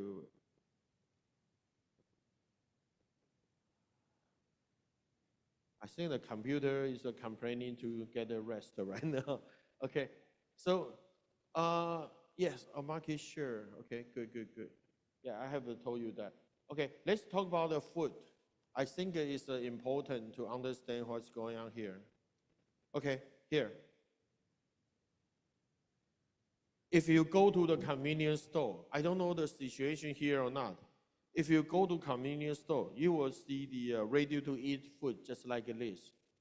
Is that available here in your convenience store? Right? And then you put this stuff into the microwave and you can use it. Okay, good. Let me ask you one thing. Is there any nutrition label in the box, on the box? Here,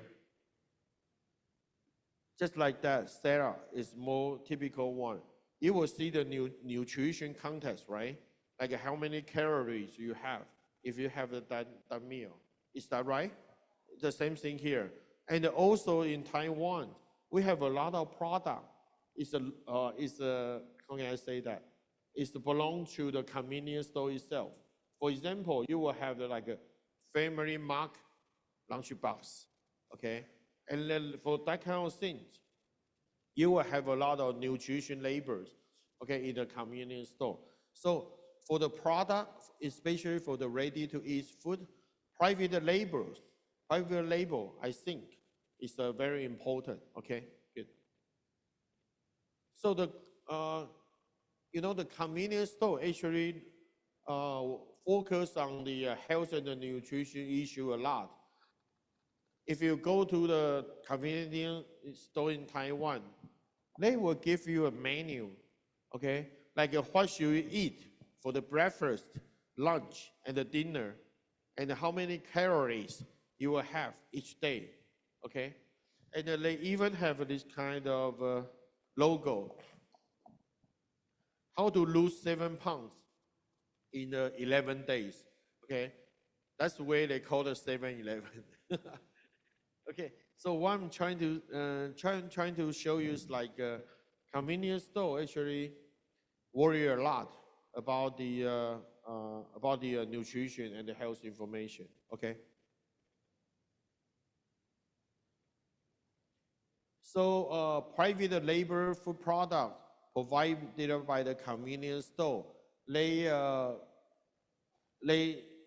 know, if you buy the same product in different 7-Eleven or different Free Mart, the price is the same. However, how can this kind of same brand convenience store compete with each other? Because they provide a facility, okay, it's a difference, okay? So this is a convenience store. They have a dining table here. That's a convenience store, also have a dining table. And that one is sounds like a provider place for some people to take a long rest. Okay, so this is the convenience store we see in Taiwan. And this is the food competition problem here. So what I'm showing here is like, if you want to have your lunch, if you don't go to convenience store to buy your lunch, where else you will go? Where else you will go? So in Taiwan, you can have a 7-Eleven meal box like this and have a nutrition label here, okay? Otherwise, you probably will go to a traditional food market or even the food vendor, okay, to have the lunch shop food or even the food vendor. What difference is like if you go to the traditional market or even the lunch shop or the food vendors, there's no nutrition label, okay? You don't know how much calories you consume. But if you go get the food from the 7-Eleven lunch box, you will know how much calorie you consume, okay, during the lunch, okay? Good. So I have this idea to and use a different data. All of them are big data. I try to look at the inter-competition status within the convenience store, how to affect the food choice of the local resident and their health, okay? So that's what I'm doing. So when I'm doing the project, at that time, I work for the competition agency in the government. So we collect the data for all of the convenience store in Taiwan, okay? Then we call the competition map of a convenience store, because in each township, we will know how many convenience store there, and for each brand, so we can come up with the index, okay? Actually, that's the index we call the HHI index, okay? So this index, that between 0 and 1, okay, so you will know the degree of a competition here, okay? So for this map, we update it every years, okay? So you see the darker place, the check area, that's no convenience store. That's a mountain area in Taiwan, so no convenience store. But the area with the dark yellow columns means that that's a less competition, okay? Less competition within that area. So we use this map and match with the medical expenditure for the local resident in each township. So we just come up with the idea, the main finding like this, okay? I will skip all the details here. Okay, so we find that the high level of inter-brand competition and a greater store density reduce the use and the cost of outpatient medical service, okay? What do I mean by that? So if this area have a more brand of convenience store, the competition is more intense, the healthier of the resident here. So this is a pretty contradiction to our expectation. So that's why when we publish the paper, people get excited about it, okay? Because of people living in the western country, western part of country, that's a total different thing. If I travel to the US, the convenience store always next to the gas station. So all you can get is a hot dog, hamburger, popcorn. That's all unhealthy food, okay? But the situation in Taiwan I introduced to you, in contrast, they provide more healthy food, okay? So that's the idea. So that's the way we find a totally different conclusion compared to the other Western country, okay? Good. Yeah, I think I'm almost done here. So I'm ready to have some conclusion of my talk today. My conclusion will back to the big data, okay? So the first conclusion I have, I think to use the big data is important because the large data is representable to the population, okay? So if you compare two research, one is to use a random survey. Another one is to use a populational data from the government. Which one you will think is more reliable? Okay, definitely the one with the government data, you will think that's more reliable because that's the whole population. Okay, random survey probably just very specific characteristic group. That's it. Okay, so today, I'm going to say that I think the data is abundant, okay? However, how to use the data will create the value of the data, okay? And the different professional probably use exactly the same data in different way, okay? So that's why encourage different people to use the data is a good strategy, okay? So crowdsourcing is a possible solution, is what I mean. Okay, we can see the successful experience from Taiwan to encourage the crowdsourcing, okay, to try to get more feedback from the public idea, okay, brainstorm, okay. Good. And the third one, visualization of the data, increase the transparency to the research question.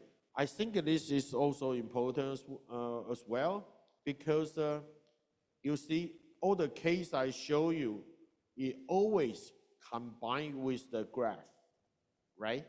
So use the graph will help the reader understand what's going on what is the nature of the data immediately, okay? Good.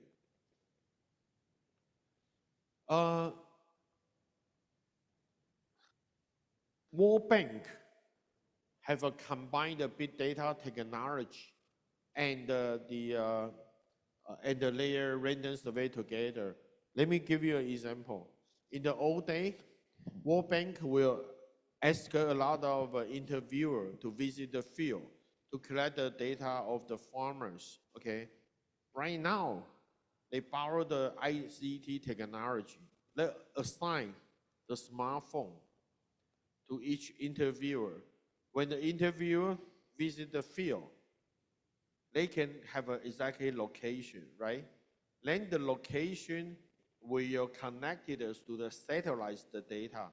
So you will have a more physical, you will have a more information of the physical condition of the data, okay? So that will make the layer random survey more powerful and get more information, more precise information, okay? And the non-structured data is getting more and more popular, many thanks to the computer engineering professional. So like I shared with you in the very beginning of my talk, whatever you have in your Facebook or other social media or WhatsApp or Line, that can become the data one day, okay? So this kind of non-structured data will get more and more popular right now. So again, do you have any idea to apply this data to make this data more variable or not? Okay, I know a lot of politicians in Taiwan use that a lot because they try to look at what is the more popular topic people will concern or discuss. Okay, then they will, pick up this topic as a part of their view and try to do some political campaign, okay? So that's the way they use the data. What is the way you can use the data? The way I increase the value of data is trying to do the research, okay? Good. And my last comment is like, this is the new world. We will require multidisciplinary teamwork, okay? Because you can see we need someone have the technology to collect the big data. We need someone have the technology to analyze the data. We also need someone have the technology later on to convince other people how to use the data. Okay, so in these days, I think the better research definitely will require multidisciplinary teamwork. Okay, within the project. Okay, good. Yeah, my talk will be ended here. And again, I will take a few questions if you still have one. Okay, good.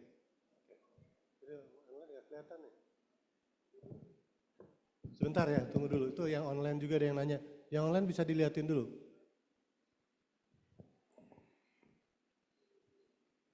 Online, question in online. Oh, online. Okay, good.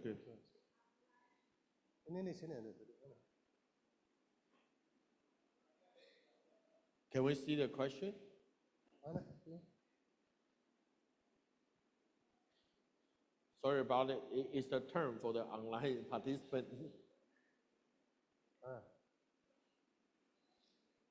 This question?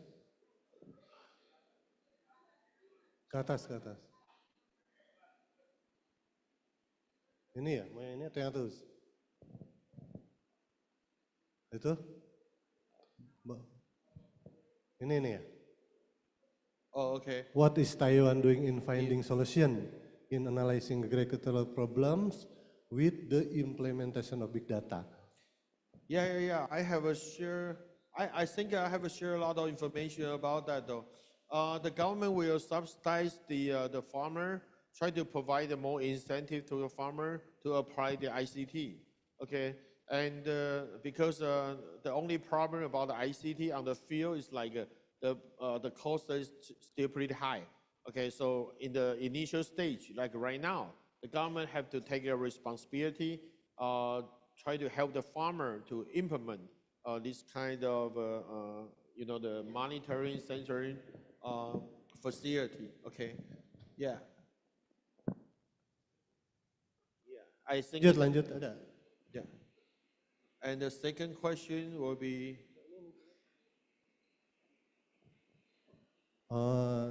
Permission to ask. Let me introduce myself. My agriculture. I want to ask.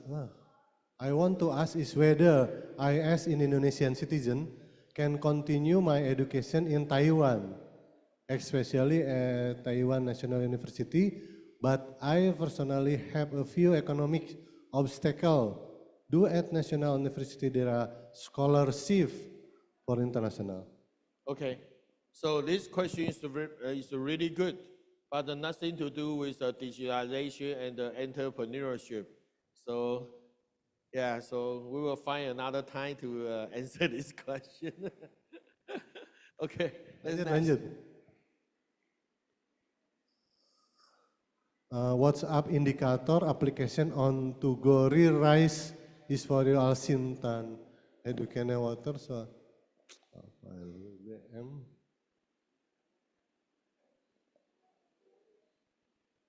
indikator lanjut lagi yang lain terus habis ya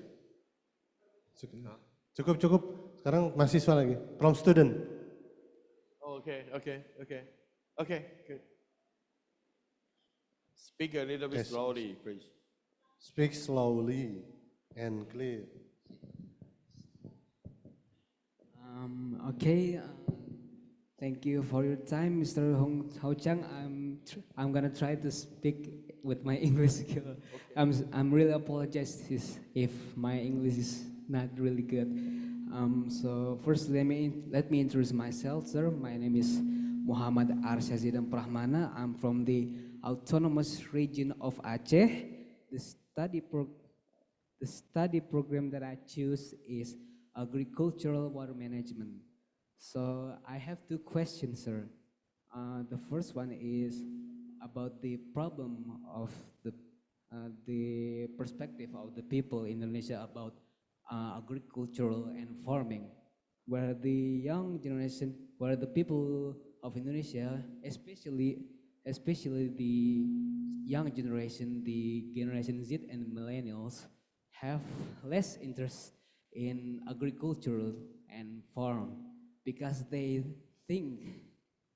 thought the being the farmer and the agricultural is like is the job that lower income people have in Indonesia.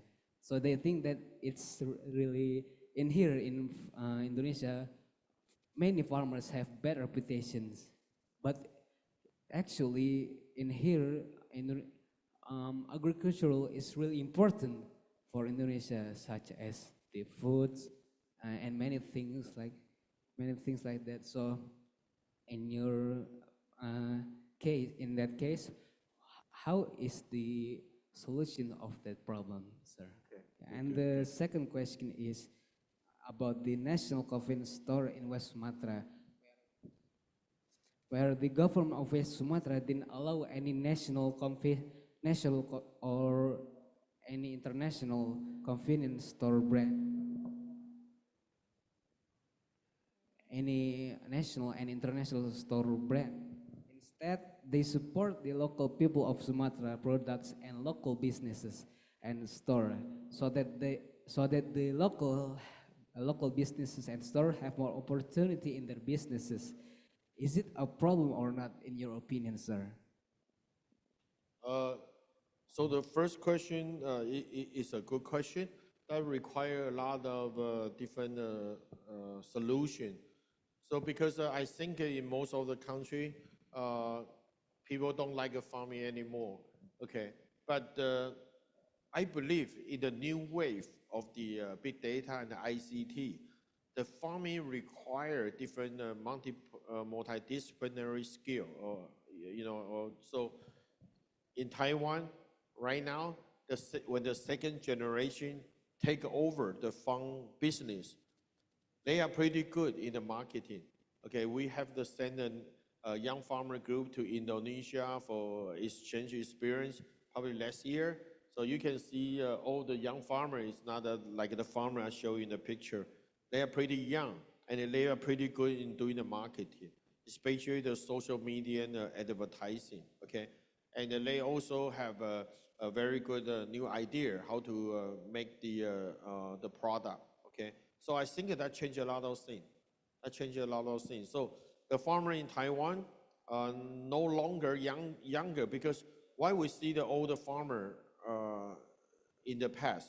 Because we focus too much on the production side. But right now, if we think about the production, production and the marketing is in this ecosystem, I think a young farmer would like to do the farming business a lot. Okay. Regarding the second question, what is the second question? It's about the government support in local businesses in West Sumatra. The government support, they didn't allow any international or non-national brand such as like Indomart, Alfamart, or maybe 7-Eleven, but there is still a little bit. They support more to the local businesses and store, so that the local businesses and store have more opportunity in their businesses. Yeah. Yeah, that's another issue, and also a big issue though. So the national brand versus the local brand. Okay, I think for the agriculture, because as you know, the agricultural product can be very diverse and heterogeneous. Okay, even the same apple, if that's produced in different area, the testing is quite different. Okay, so I think agriculture will have the advantage to compete with this kind of national brand. Okay, so yeah, I'm pretty optimistic. Agricultural product and the other food product cannot be dominated by the national brand. It's not like a computer or a cell phone, that kind of thing, because agriculture is quite different. Okay, good. Thank you for your answers, sir. I really appreciate it. Okay, thank you. Excuse me, mister. I have three questions. Before it, introduce myself. My name is Cipto Shan. I come from study agriculture mechanization technology. The first, what is difference in technology agriculture used a farmer Taiwan for a time and now different? What? Different of technology agriculture used farmer Taiwan for a time and now. Different than Indonesia? Taiwan. Yeah. Yes. Oh, you mean if the Taiwan use a different technology differently from other countries? No? Huh? Oh, between Indonesia and Taiwan. Okay. How to apply the technology? I think that will depend on the characteristic of the area. Let me show you the example. Draw. You know the draw, the fly, draw. So in the country like the United States, the draw is used for the spreading the fertilizer, right? So in Taiwan, we don't have this kind of high, large area. So we need to adjust the draw, okay? Because in US, the farmland is huge, so they can use a draw to get the job done. But in Taiwan, if you use a draw, you have to adjust the route. Probably come here and then meet the mountain or something. You have the detour. Okay, so we have to adjust the application in different area. Yeah, that's why we learn. That's why we learn. Thank you much. The second, what is causes much old people farmers in Taiwan?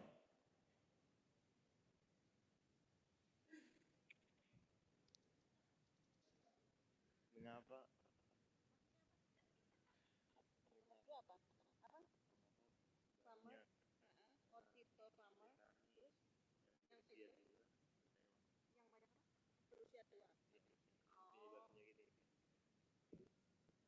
Okay.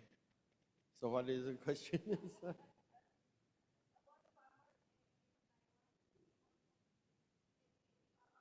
Age. What farmer? Older farmer. Yeah, yeah, yeah.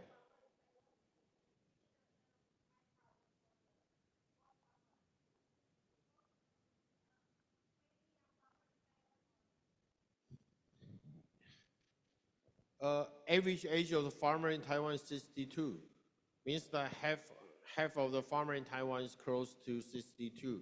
But we still encourage the young farmer to get into the farm business. I think that's the same thing happened in Indonesia.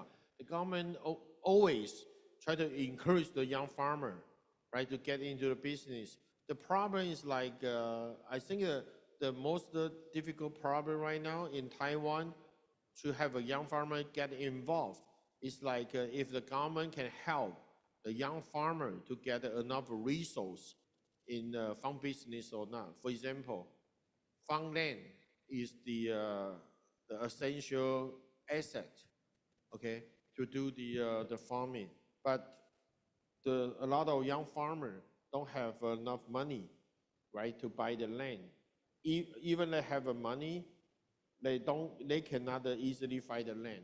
Okay, so I think that's the critical problem right now. So the government try to help the young farmer to buy the land or even rent the land. What they do right now, they have a platform. Okay, the platform is like for the older farmer, they try to rent out the land. They can put the information on the website, and the young farmer can search the information, try to rent in the land. Okay, it's not like a sales. It's not like a sale transaction. It's a rental behavior right now. So I think this is a good and a possible way to help the young farmer to get a land in order to help them to get into the farm business. Okay. Good. Okay, thank you, Prof. Pung. Very interesting and inspiring student. Kita kasih tepuk tangan sekali lagi yang keras. Okay, thank you.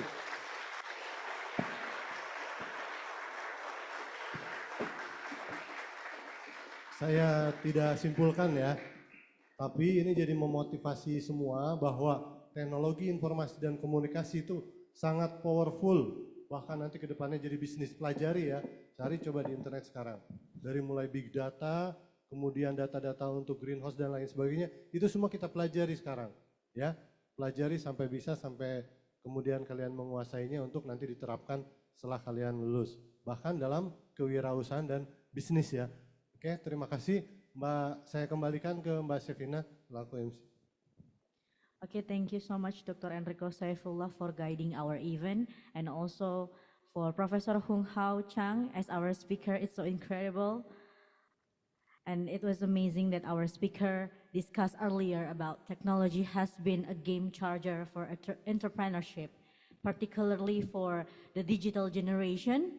And with the advent of e-commerce platforms, social media, and artificial intelligence, starting a business has become more accessible than ever before. These technologies not only facilitate the creation of products and services, but also enable entrepreneurs to reach global markets and build strong customer relationship. So, and we continue with the group photo. We invite Professor Hung Hao Chang, Dr. Enrico Saifullah, Dr. Muharfiza, and all of the invited guests to come down and stand in front of the audience and take a group photo with all of the participants. And the student, please stand up. Berdiri. Mohon izin dibantu tim fotografer. Boleh mohon izin Bapak Direktur bisa ke tengah sedikit untuk mengambil foto bersama. Please, we all invited all the guests, Pak Heri, Ibu Lina. Kita gaya formal dulu, I count down. 1, 2, 3, say cheese. And again with the Ministry of Agriculture hand in front of the chest. Bisa diikutin semua teman-teman mahasiswa. 1, 2, 3. Ada gaya lain mungkin Bapak? Oke, thumbs up ya. Boleh jempolnya diangkat teman-teman. 1, 2, 3. Oke, thank you so much. And kita lanjutkan. We continue with the certificate giving by Dr. Moharfiza to the Professor Hung Hao Chang. We have a little bit merchandise and certificate from our director to Professor Hung Hao Chang from National Taiwan University. And also we invite our moderator, Dr. Enrico Saifullah, to receive the certificate.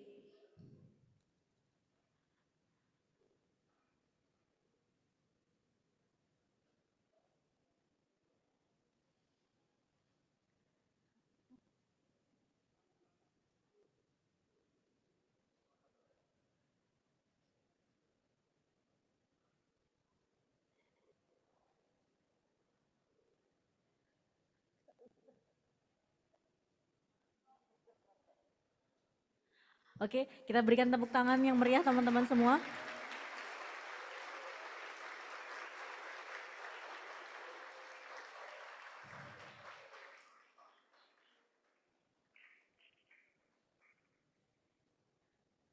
We would like to thank you to our speaker today.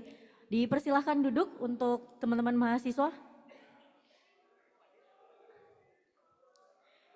We would like to thank you to our speakers today who have shared his knowledge. Hopefully it can be an inspiration and motivation for us to become a millennial generation of agriculture that are advanced, modern, independent to face the challenges of agricultural entrepreneur.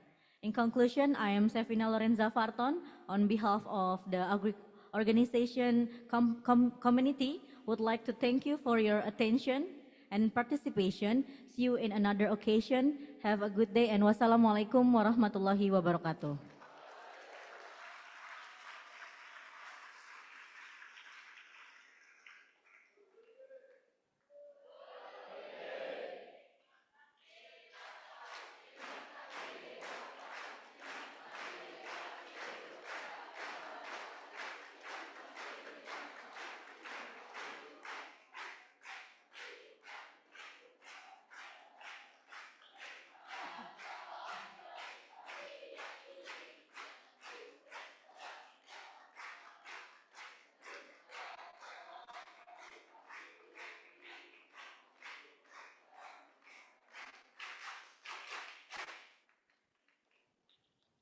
Ya, silakan duduk.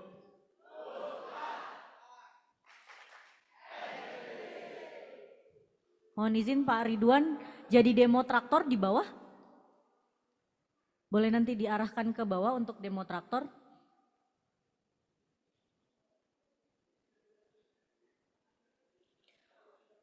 Mohon izin Pak Andri, arahannya teman-teman mahasiswa apakah lanjut makan siang di